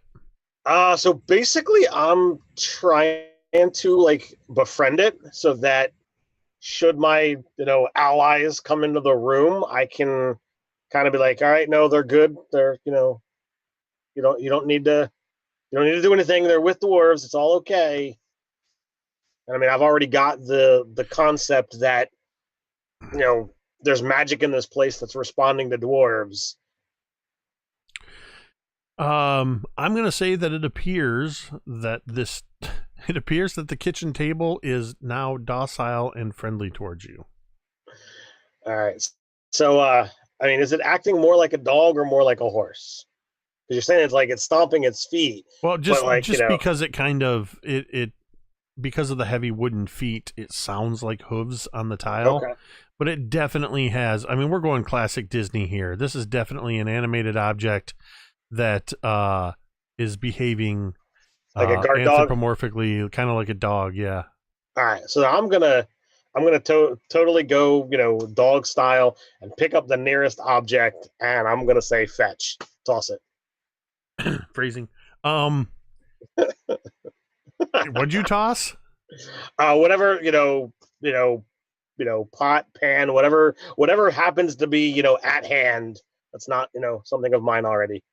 It absolutely goes clattering across the floor, sort of skitters into a wall, and sort of it leans down towards this pot or pan, but it doesn't really have a mouth or anything with which to grab it. So it just sort of kind of dances around it a little bit. But it seems to be more or less placated. It doesn't require any food or water. It just seems to be moving around in the kitchens where it was locked. Thorgarn, what's happening in there? Oh my gosh, it's another furniture's attacking us! Kill it! I try to push Thorgar out of the way and attack the table. I resist sternly. All right, let's roll. Strength versus strength. All right. Oh, shoot, I missed. You're my die.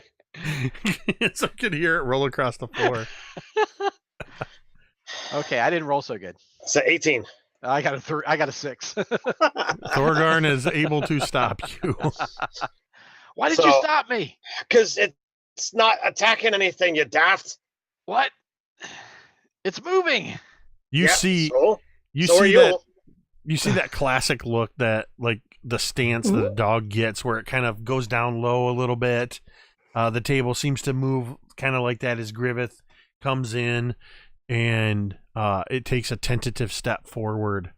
So I get in between the two of them and calm down. It's a friend. Okay. Interesting. So I don't know if it makes a difference, but I'm going to speak in Dwarven. I think everybody understands. So it's, Mm-hmm. Yeah, we do. Yeah. Does Fig understand? That's a good question. I can't remember. Yes, Fig does speak Dwarvish. Okay. Oh, that's right. Cause he had, with dwarves, right?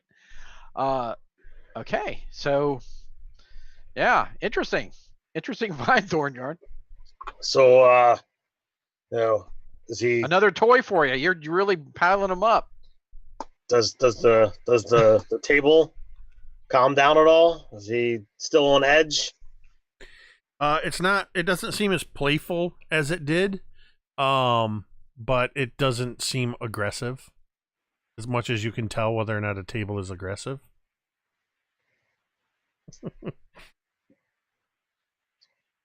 So, Talmud, come here. Talmud kind of leans in through the door. What is what's going on? It's a table. These people, they had like very limited magic and a lot of time on their hands, apparently. So, we'll see if we can, get it to play again. And I'll grab the next thing off the counter, wave it at it, see if it responds, and kind of toss it in the direction of the other one. It doesn't go as quickly, but it does. After a moment, it again changes to that sort of playful stance, goes running after whatever you've thrown, kind of dancing around it a bit. Before the kitchen table sort of comes back towards you, and it seems to kind of move within about 5 feet or so of you, and then the rear legs of the table sort of bend a bit, and it seems like it's sitting on its haunches. So, Scotty says it must be made from dogwood. Oh. So I'll again, I'll kind of rub what is, presented as the top of the table to, I guess, be its head, and see if maybe we've acquired an animated table. All right, Thorgarn, you found it. What are we naming it? Well, it's a table and it's a dog. How about Tog? What? Tog? Tog? Yeah. I mean, okay. It's a table and it's a dog. Sure. What about Dable? But we got Thorgarn and Thorgarn, or Talmud and Thorgarn. It all starts with T. So Oh, I see. I mean, it's clearly dormant. It just needs a beard. Talmud turns to Fig. Fig, can you talk to this table? I talked to the table. You're talking to the table? I did. Did it answer you? No, there's no mouth. How's it gonna answer? It's a table that moves, Thorgarn. Yeah. Most tables don't move. So it True. talking wouldn't be that big of a stretch. I think you're being crazy. I'm afraid I'm going to have to admit complete ignorance in this matter, Talmud. So is the table like just a plain wooden table, or does it have like decorations or anything on it? It's just a plain rough wood 4 foot by 8 foot kitchen table.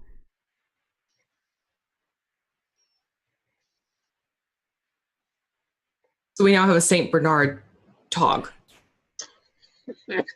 Is essentially what you're saying. For the time being, it appears that way, and Thorgarn's quick look around the room when he first came in, this just appears to be the kitchens. There doesn't appear to be any other exits or anything of value in here other than the Tog. As weird as this Tog is, it could be very useful. We could use it to carry things. Someone gets hurt, we could use it as a litter to put them on. I mean, as long as it didn't get too excited. I bet the moment that you sit down, it tries to curl up in your lap. It probably thinks it's a lap table.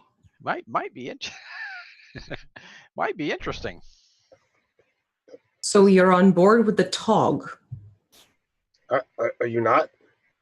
No, I'm fine with it, but... And was that pun intended? You said on board? Well, I mean, come on. What am I not fine with? Sometimes I wonder with you and Fig. Oh, I'm fine with that toy.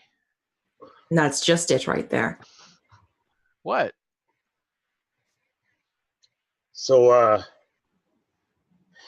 let's see what there is to see here. And is there anything past the kitchens, or is that it? Is just kitchens? Yep, that's it. The kitchen and the pantry full of rotting food. And apparently a animated table. Excellent. Talmud's, Yep. Talmud's gonna try to climb on top of the table. Okay. Make an animal handling check.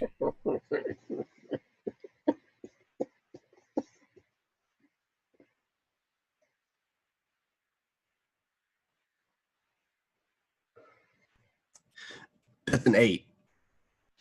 So as soon as I see him trying to climb onto this table, I'm gonna run to the other end of the hall. Be like, come here, come here.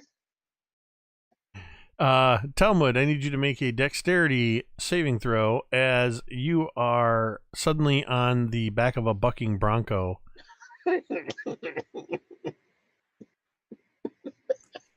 Okay, maybe this thing wouldn't be so good for carrying stuff. I'm gonna spend one of my points of inspiration. Let's see if I can get better. Oh God, that's a 9 total with the dish. You hold on for about 2 seconds, and then you get bucked up from the rear of the table, and you're in the air, and then the front comes up and smacks you backwards. The table runs out from underneath you, and you take 1 point of bludgeoning damage as you crash to the floor. Well, that was a no. Well, I mean, I couldn't just, let it be easy. Oh, thanks. He kind of stands up, like cracking his back. Oh, come on. Don't over dramatize it, cousin. You fell off a table, for crying out loud. It's not the first time, but this floor's very hard. It's properly dwarven.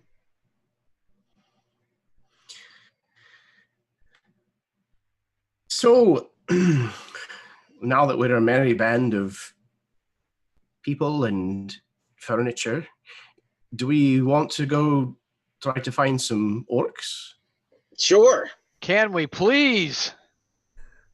I mean, come on. I mean, we went through one door and we found a new friend. I mean, this is amazing.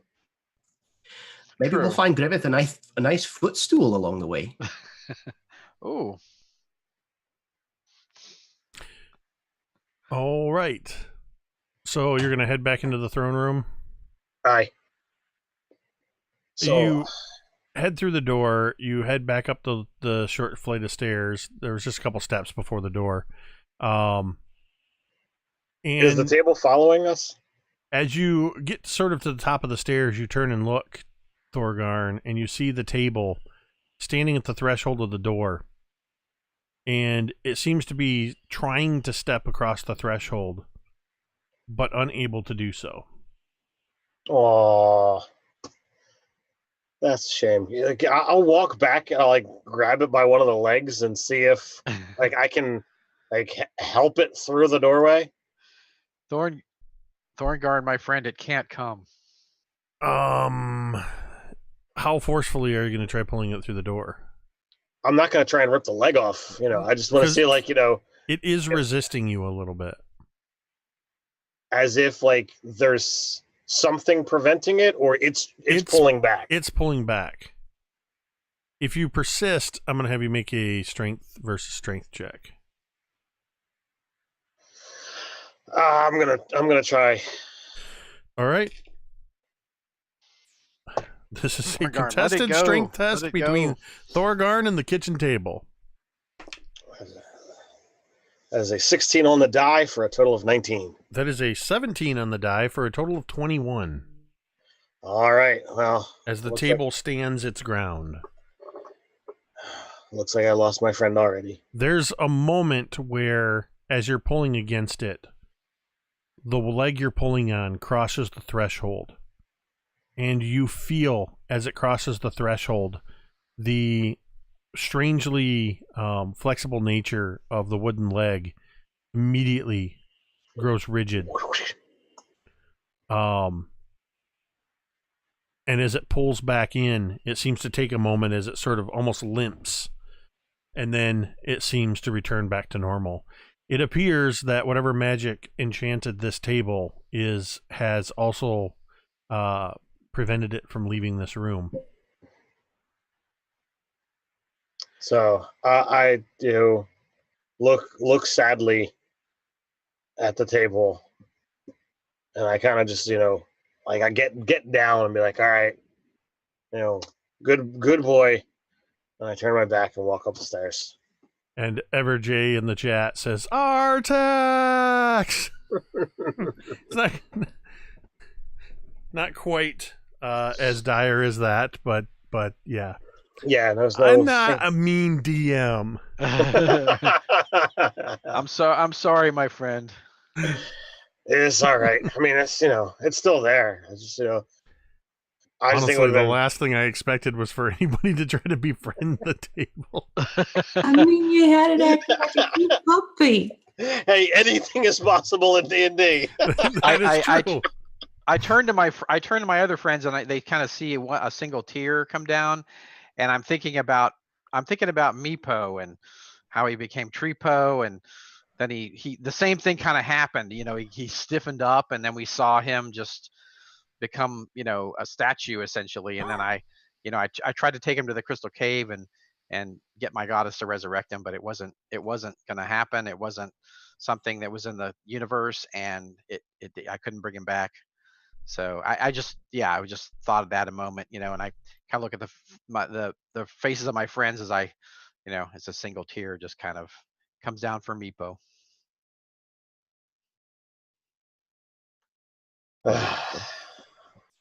So I kind of what was it, a couple of minutes of dealing with the table. It's it's sad, it's frustrating, but Thorgarn does not let it get overly emotional over a table, but he does kind of like grumble his way through the companions to kind of get back to the front of the line, because apparently the weird stuff in here is not affecting the dwarves as much. So I try to be in front. Thorgarn, you feel a hand on your shoulder.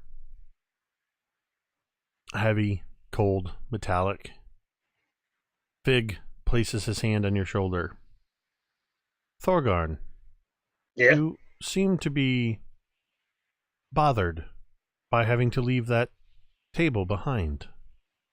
It's all alone. I mean, it seemed excited, and it acted like an animal, like it could be a companion, and for a brief moment, it could travel with us, and I thought that'd be fun and interesting. And how many adventuring parties have ever said that they've got a table that follows them around? It'd be hysterical. We'd be the talk in it wherever you go. And now he apparently can't cross the doorway, and he's back to being by himself. Thorgarn, would it not make sense that if we intend either ourselves to return here, as was stated earlier, or if we can claim this, and he kind of looks around, fortress for the city of Blazingdale, that perhaps there is someone who can break the enchantment that holds it prisoner in that kitchen. It appears it has been there for a very long time. A few more days wouldn't hurt. No, and I understand that. I'm not learned when it comes to a lot of magic. I don't know if breaking the enchantment that keeps it there will break the enchantment of the actual animation itself. And it would require someone with a lot more knowledge than I.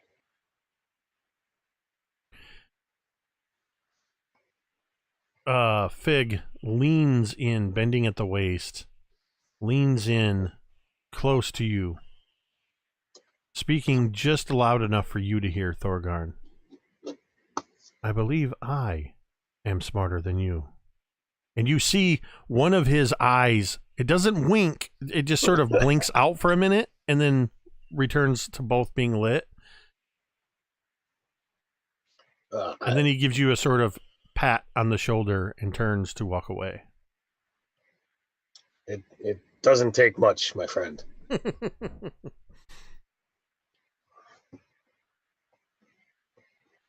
All right. So we continue off down the path with Talmud and I, leading the way to go kill some orcs. So the path that remains before you is to go back through the secret entrance you discovered when the alarm sounded that said, "Intruders, intruders." Back to where there were the 3 statues of dwarves, and you had descended a long set of stairs. And I believe you had come down here from the Glitterheim. So, returning up this long set of stairs, you do indeed find yourselves... I need to see this better. You do find yourselves back in the Glitterheim. I'm going to do this.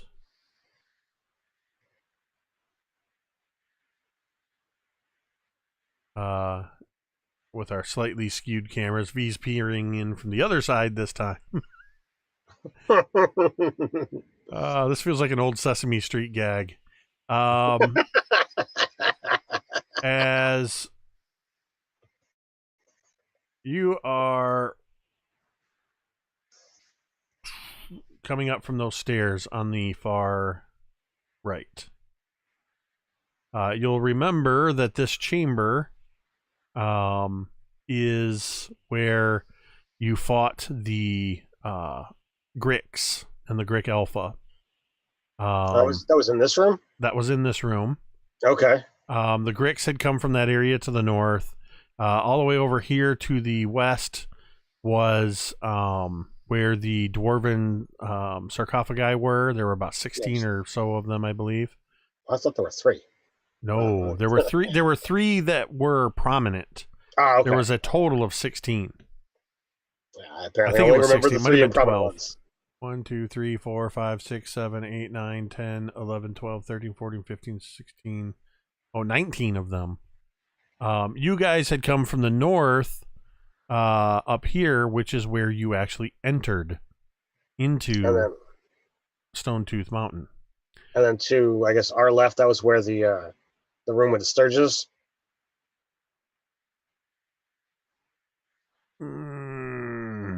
Yes.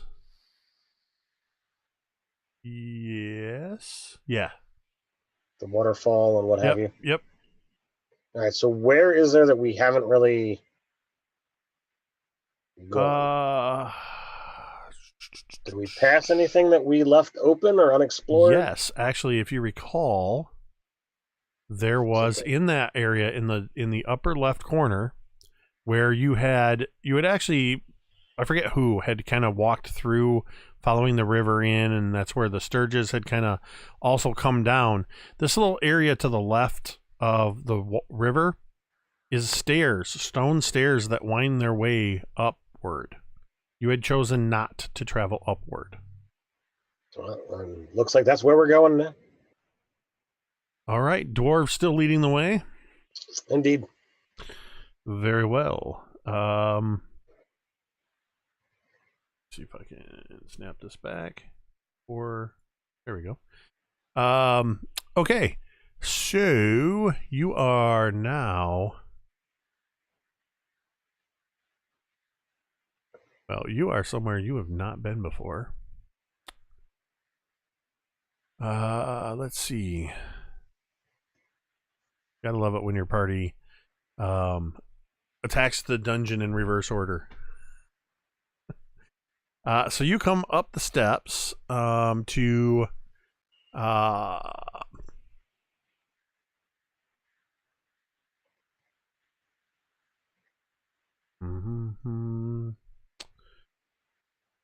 Give me a second as I re-familiarize myself with this particular area. Let's see, it is this area. Okay, so what is that area? All right. You guys went through more than one room. I wasn't prepared for this. Oh my gosh. Okay. So yeah, you come up into the stairs. Eventually you come up into this area that appears to be about 10, 20, 30, 40, 50, 60, 70, 80, about 100 feet long. The stairs rise up in the center of this 100-foot long room, north to south. West to east, the room is about 40 feet across. You can see that there are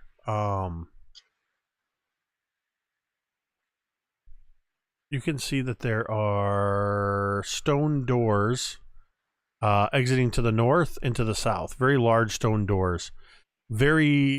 Several old skeletons are lying scattered around near the northern door, and a gate of wrought iron stands in the western wall.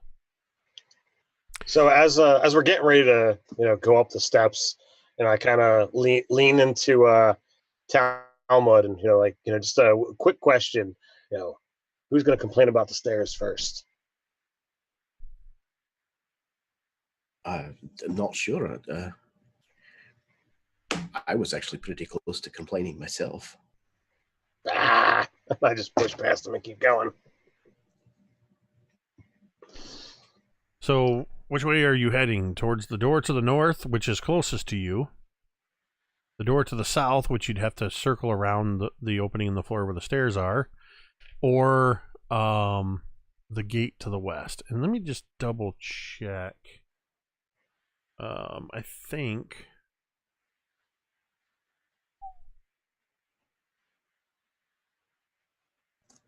I think I have. Maybe I don't. I thought I had this this level on the map screen. I do not. I apologize. So you'll just have to take my descriptions for what they are. So, Cantriel, could you give a listen at the doors and see what you might be able to make out? As long as they're not going to attack me, considering how inanimate objects have been today. The table didn't attack you. Yes, but I didn't go in the room. Well, you don't have to touch the door, just listen. I know, I'm teasing. All right, so I'll put the ears open type of thing. Everybody first give me a perception check.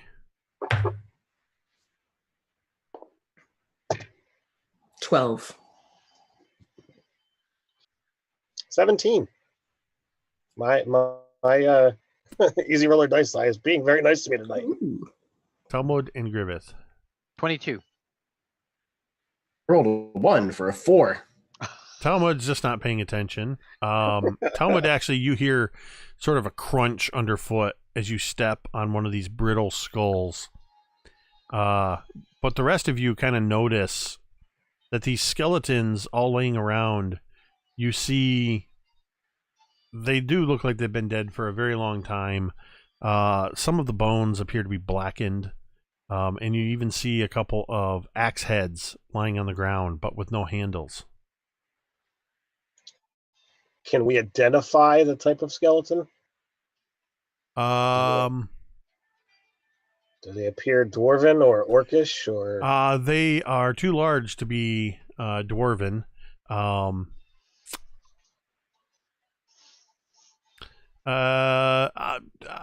would say, especially you, Thorgarn, you've probably seen enough of them to recognize these are orc skeletons.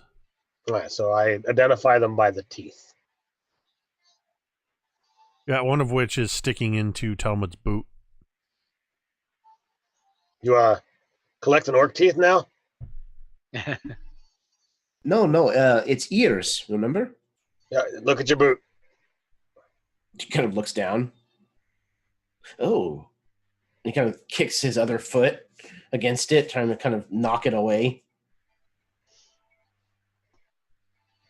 You know, they eat elves. I don't know if that's actually true. I know they're like killing elves. I had a cousin who told me so. Was it me? I don't know. Maybe. All right. So, Cantriel, are you still checking out this, listening at this door then? Yeah, I can do the listening. You want me to roll for it, or are we going to go with her passive? Your passive is high enough. You don't hear anything. Well, all's quiet beyond. So do we go where it's quiet, or do we try and go to where we hear stuff? Well, I mean, considering we went to where we hear stuff, we found a friendly table. We went to something we thought was a nice, quiet place to rest, and it wasn't. I know Griv. Yes. Well, I know Griveth's getting excited to go kill some orcs. And all right, so I open the door. All right. As you open the door, you hear a click, and then you hear the sound of rope moving quickly. You hear rope moving quickly through block and tackle, through pulleys, and you hear something rushing very quickly. And I need everybody to make a dexterity saving throw.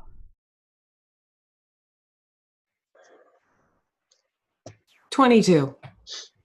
Success. 19. Success. Nice. 17. Success.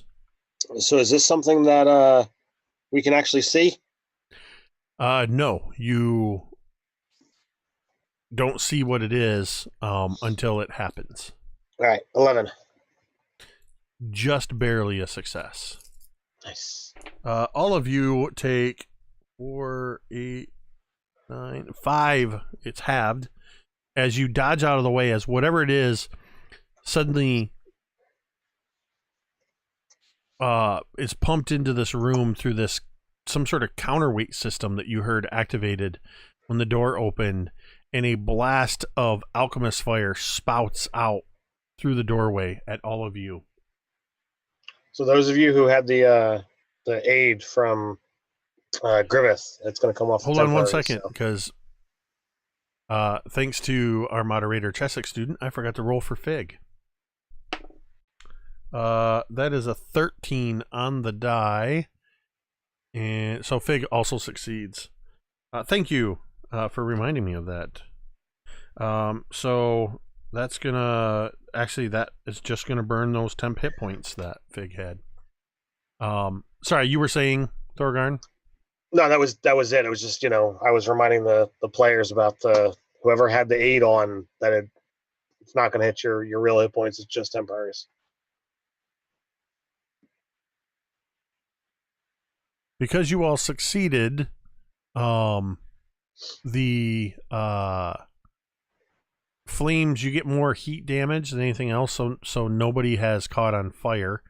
But you see that the flames, as they shoot out, they perfectly encapsulate these orc skeletons, and you can see the empty axe heads and everything appear to have all been burned away previously by this trap. After a moment, you hear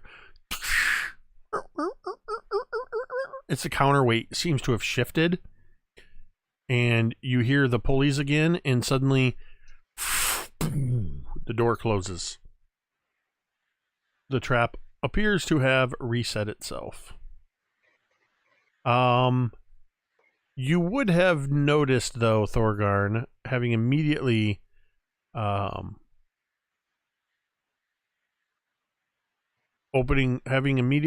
the door, that the room did not appear to go anywhere.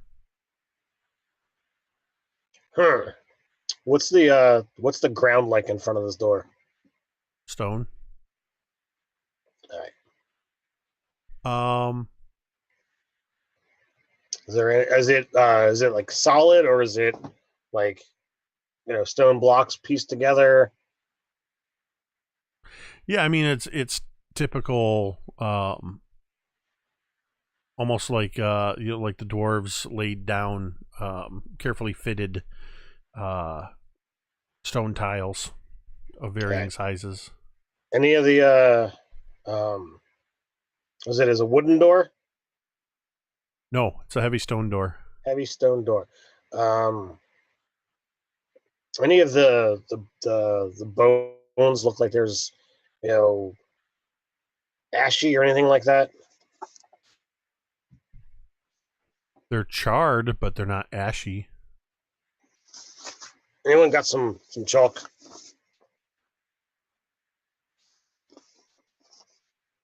No. You could probably, looking at the bones, you could probably take one of the burned finger bones and use it like a piece of charcoal. Yeah, so I'm just gonna put a dwarven rune for trap on the door. All right.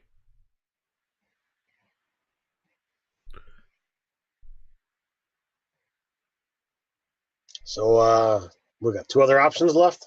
You got a door to the south, a stone door to the south, and you got a gate that is pretty much immediately to your left.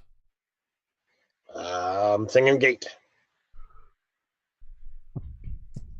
Does it look like a gate or like a portcullis? It is a wrought iron gate. Okay, so it's like hinged, and it looks like it might be able to like swing open. I want to say yes. Didn't say yes, Jake. Hold on a minute. I mean, hold on. I have to sorry, I had the wrong map open. It didn't yes. have my areas numbered.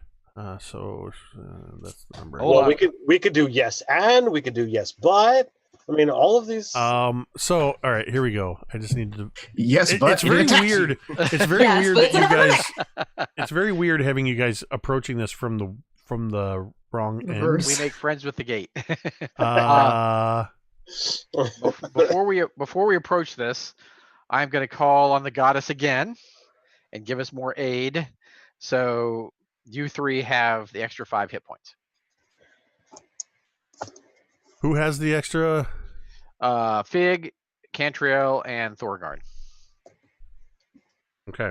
You got the most hit points in the party, Talmud. You don't need it. Okay, so yes, it is an iron gate that can be opened. Yep.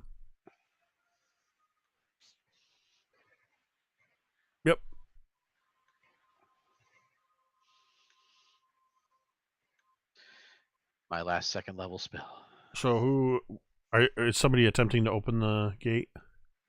Well, if it's a gate, like we can see through it. There's nothing wonky. You can see about a 10-foot wide hallway that, after about 15 feet, sort of curves to the south. Does it appear locked? You see any, mechanisms? It is locked. Perhaps Being a we gate, should you can see that it is locked. So, this time. Talmud, you want to unlock it? Okay.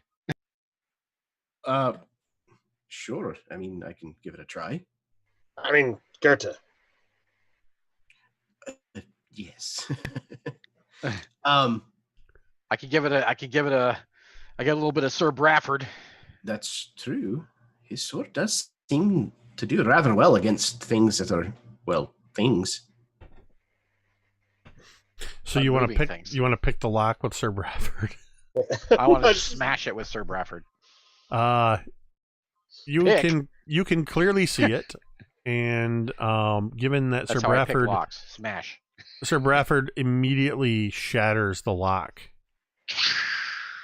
and the gate sort of it sort of creaks open just a hair based on the tension on the hinges, and you are able to pass through. Walking through this hall, after about 15 feet, it curves to the south slightly, and you see that there is, from floor to ceiling, haphazard stacks of crates and barrels, sacks and bundles are jammed into it. It looks as though somebody barricaded this hallway, possibly to prevent whatever was in the area you were in, which, as you recall from when you'd been there before, was Sturge's. This area has been barricaded. It's not impassable. You could take a few minutes and try to get through the barrier. So I think I don't think this is the way we want to go. No, I think this is absolutely the way we want to go. Oh, Obviously, if someone's barricaded it, so that things from this side can't get through, makes the most sense to me. I mean, you got to remember that back there is where all those blood-sucking bugs were. I don't know about you, but I don't like blood-sucking bugs trying to disturb my dinner. Not particularly, no. Want me to take Sir Bradford to it? No, I think, maybe Cantriel keeps an arrow on her bow and we just move stuff so we're not causing a ruckus. Fair enough. I'll say that it'll take you about maybe about 10 or 15 minutes moving quietly as long as you take your time, you can begin to move things. I would like the four of you to make stealth checks then, to see if you're able to be quiet. The four of you being not Cantriel, since you're just covering, but Fig rolled an 8 for a total of 9. How did Talmud do? Talmud got a dirty 20. Thorgarn. 15. Griveth.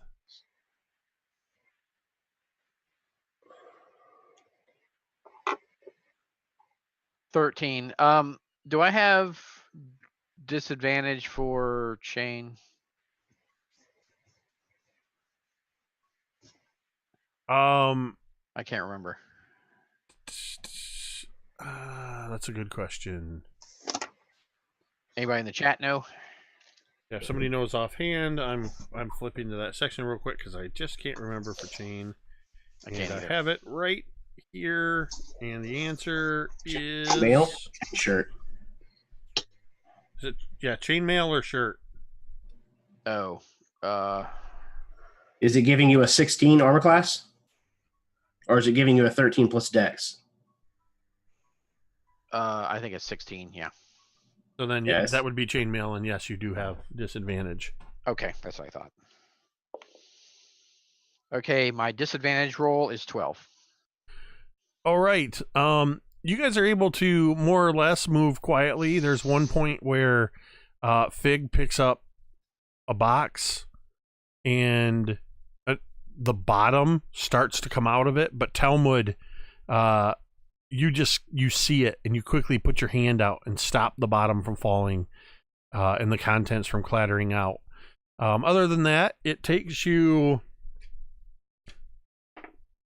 15 minutes to get an area cleared. The four of you can all roll perception for me. Fig got a 5, so 7. 12 for Griveth. 10. 24 for Cantriel. I got a 12 as well.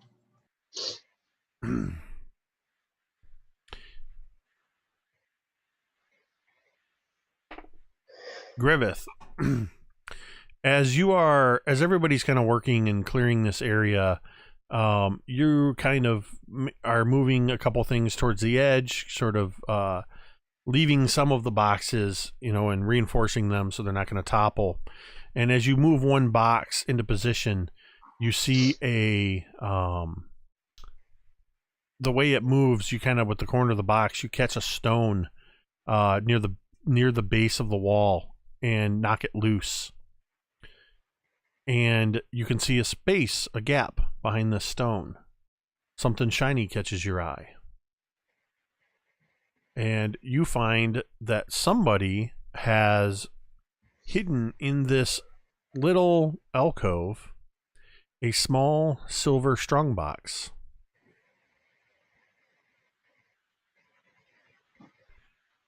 And as you pick it up, you can feel what sound, you kind of feel something shift around inside.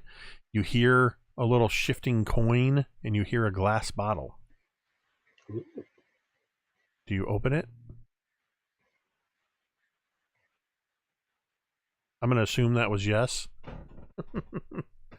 Yes. Does it just open? All right. I need a dexterity. No, I'm just kidding. You find 180 gold pieces in this box and a flask of holy water. Oh. But you have managed to successfully clear this passageway. On the other side of it is a what looks to be some sort of a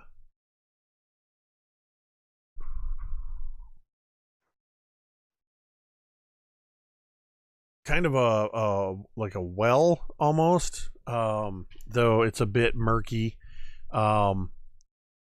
The tile is stained all around this area. It looks like it's seen some heavy traffic. But you see that there is a passageway that leads to the south, and you see there's a wider passageway that leads off to the sort of to the northwest. And these areas are, there's boxes and crates and broken furniture jammed into some of the corners, just all over the place. It looks like whoever was in here was just jamming all these boxes and crates everywhere. So when I found the little box, I'm not one for money, but I tuck it away in one of my pockets, thinking at some point I'll present it to Cantriel as a little gift. It's beautiful workmanship and everything, nice silver filigree. I'm going to and when I touch the vial of holy water, it actually puts a tingle through my fingers. Like I realize that it's like actually holy water. It's not just regular water. And so I realize the significance of that, and I stash that away also. Very well. All right, so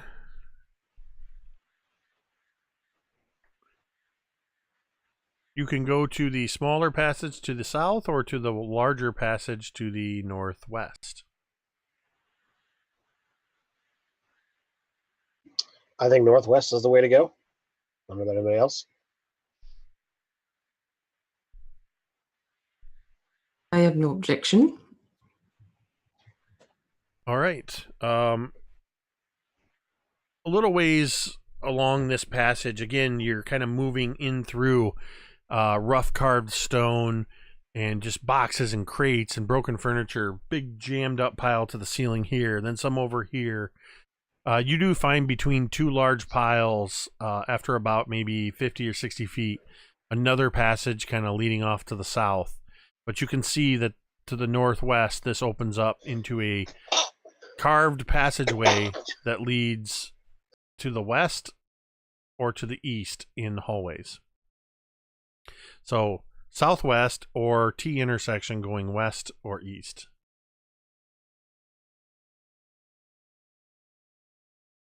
Southwest. You want to go through the little tiny passage to the southwest? Okay. Doing so. Maybe that was a bad choice. I don't know. No.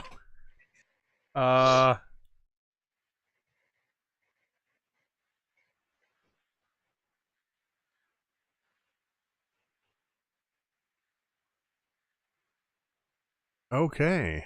So you sort of make your way through. Now, this passageway goes on for about 40 feet.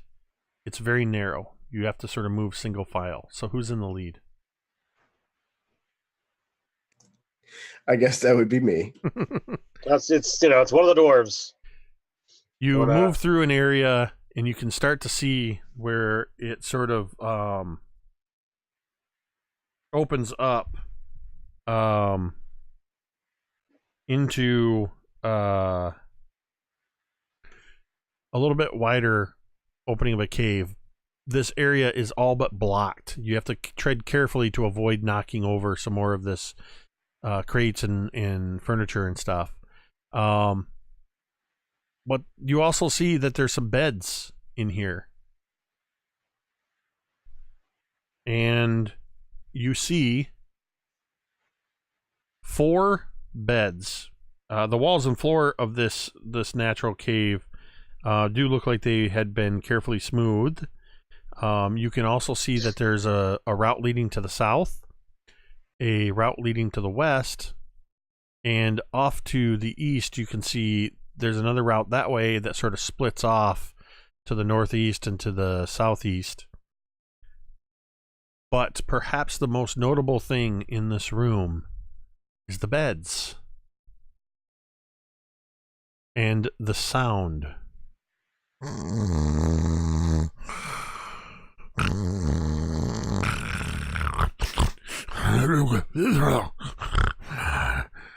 And the figure, you realize that you saw these 3 beds, Talmud. And then you hear immediately, like 2 feet away from you. And you notice that you're standing in this pile of junk that you're standing next to. There's a 4th bed pushed up against it. And the figure that is sleeping in this bed rolls over. And 2 feet away from you, as it begins snoring, you see the large fang-like tusks jutting up from the lower jaw as you are looking into the face of one of the orcs. And that is where we are going to end tonight's session. Sorry, I wasn't quite prepared for you guys to make it all the way up here this time. So I didn't have the map ready for you guys to be able to see where you were going. The weird part is I prepped this 14 sessions ago when we started the adventure, thinking, oh yeah, they'll definitely go through the front door. We did. It just took us 3 months.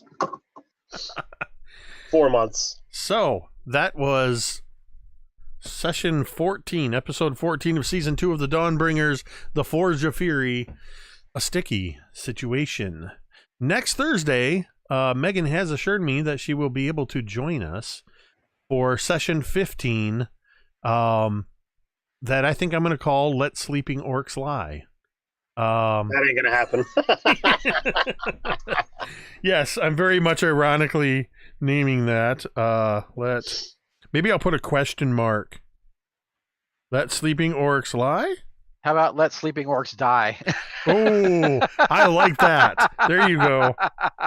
There you go. That's it. Well, I was trying to vie for, in bed with the enemy for this one. So, my correlation to that would be the enemy's in bed. Mad King Henry says, my gods, my wife came in and wondered if I'd fallen asleep when Jake started to snore. Thanks, Jake. Excellent. Also was wondering where Goldilocks is. I'm sure there's been some great stuff in the chat. Sorry I haven't been able to watch as closely. I do hope in the not too distant future, through the wonderful support of patrons and the donations and domain dice and all that stuff that you guys are so awesomely providing, to be able to upgrade my monitors. If anybody wants to see the items that I'm kind of looking at for making improvements to the channel, modules, all that kind of stuff, I did add a wish list tab down below here on Twitch. And the intent is these are things that I'll use fan funding to make improvements. So I have a set of monitors that are much larger than the ones I have right now, which will allow my old eyes to actually see The new setup will actually allow me to have a single monitor dedicated to chat, so I can see that much better. I wear progressive bifocals, and it's with these different size monitors, it's hard to shift around. Although, Scotty, I'm sure I'm preaching to the choir here about having problems with eyesight. But I will say, it's been awesome having everybody here with us in the chat, hanging out. Mad King Henry, glad you could join us for a live game. It's been a long time, but we do appreciate your episode analyses for previous episodes when you watch the VODs. Also, in case anybody was wondering, I did just today get the 4 previous episodes that I had failed to upload. They are now available on youtube.com/miniterrain domain. So all but this episode, which will be there in a couple days. A reminder, at any time you find yourself here or anywhere and in need of help, you can simply type help into the chat, and the National Suicide Hotline, 1-800-273-TALK, 1-800-273-8255, or text 741-741. Trained professionals are there to talk to you. But if you need help, reach out to somebody, anybody that can possibly just be an ear to hear and direct you to somebody. It's very important. And if somebody is coming to you hurting, don't turn a deaf ear. Even if it's just giving them that number, let them know that you're there, and that there's people that care. We care about you. We love you. And we want you to stay here with us. That part is just as important, you Yes. know, because you never know where people are at and what they're thinking. And too many times you hear about, well, I wish I would have listened. Because once somebody, goes that way, like, there's nothing you can do. Yep. And for more information on those kind of services and things, you can follow the link for Jasper's Game Day that is in the banner down below. We are a permanent partner with Jasper's Game Day. And speaking of which, if you like coffee, you can click on the I can't remember if it's what it's called. If the tab is called Metadata or Initiative Roast. But the Metadata Initiative or Metadata Roast coffee from Initiative Coffee Company is a medium Brazilian and Peruvian roast in partnership with myself and Initiative Coffee Company's Help Action. The roast supports Jasper's Game Day, an organization that seeks to reduce suicide by channeling funding to local crisis centers. Find out more at jaspersgameday.com, and you can get yours today at that link that Chesic student brought up simply by typing coffee. Always think about that. I love coffee. I know other people out there do. So with that said, we're going to get out of here. I do want to remind you all to check everybody's links by typing their name, or on YouTube, looking down below in the information bar. You can find links to everybody's social media. Follow them, follow all the things, and be sure to tune in this Sunday at 8:30 p.m. Eastern for the return of Chult of Personality, our long-running Tomb of Annihilation campaign with me as Dungeon Master and featuring Megan, Mike the Piper, Marquise, and Connor. And then on Mondays, our All That Glitters campaign, set in Waterdeep Dragon Heights with Mike as the DM, myself, Megan, Cassie has joined us for the last few weeks as a Fire Genasi, and the big bearded nerd, Dwight. And then, of course, every Thursday night here at 8:30 p.m. Eastern for Dawnbringers. And stay tuned. Be sure to follow the channel. Be notified when we go live, and follow. I don't think I have my link on here. It's in if you type my name on Twitter at @MTD_Jake, because we have I've got some things in the works. I think this summer there might be a new campaign, a 4th campaign coming to Mini Terrain Domain. So you want to be sure to stay tuned. That is my cue that it is time to actually get out of here. So we're going to go ahead and end the stream the same way we end every stream, and you can say it with me if you want.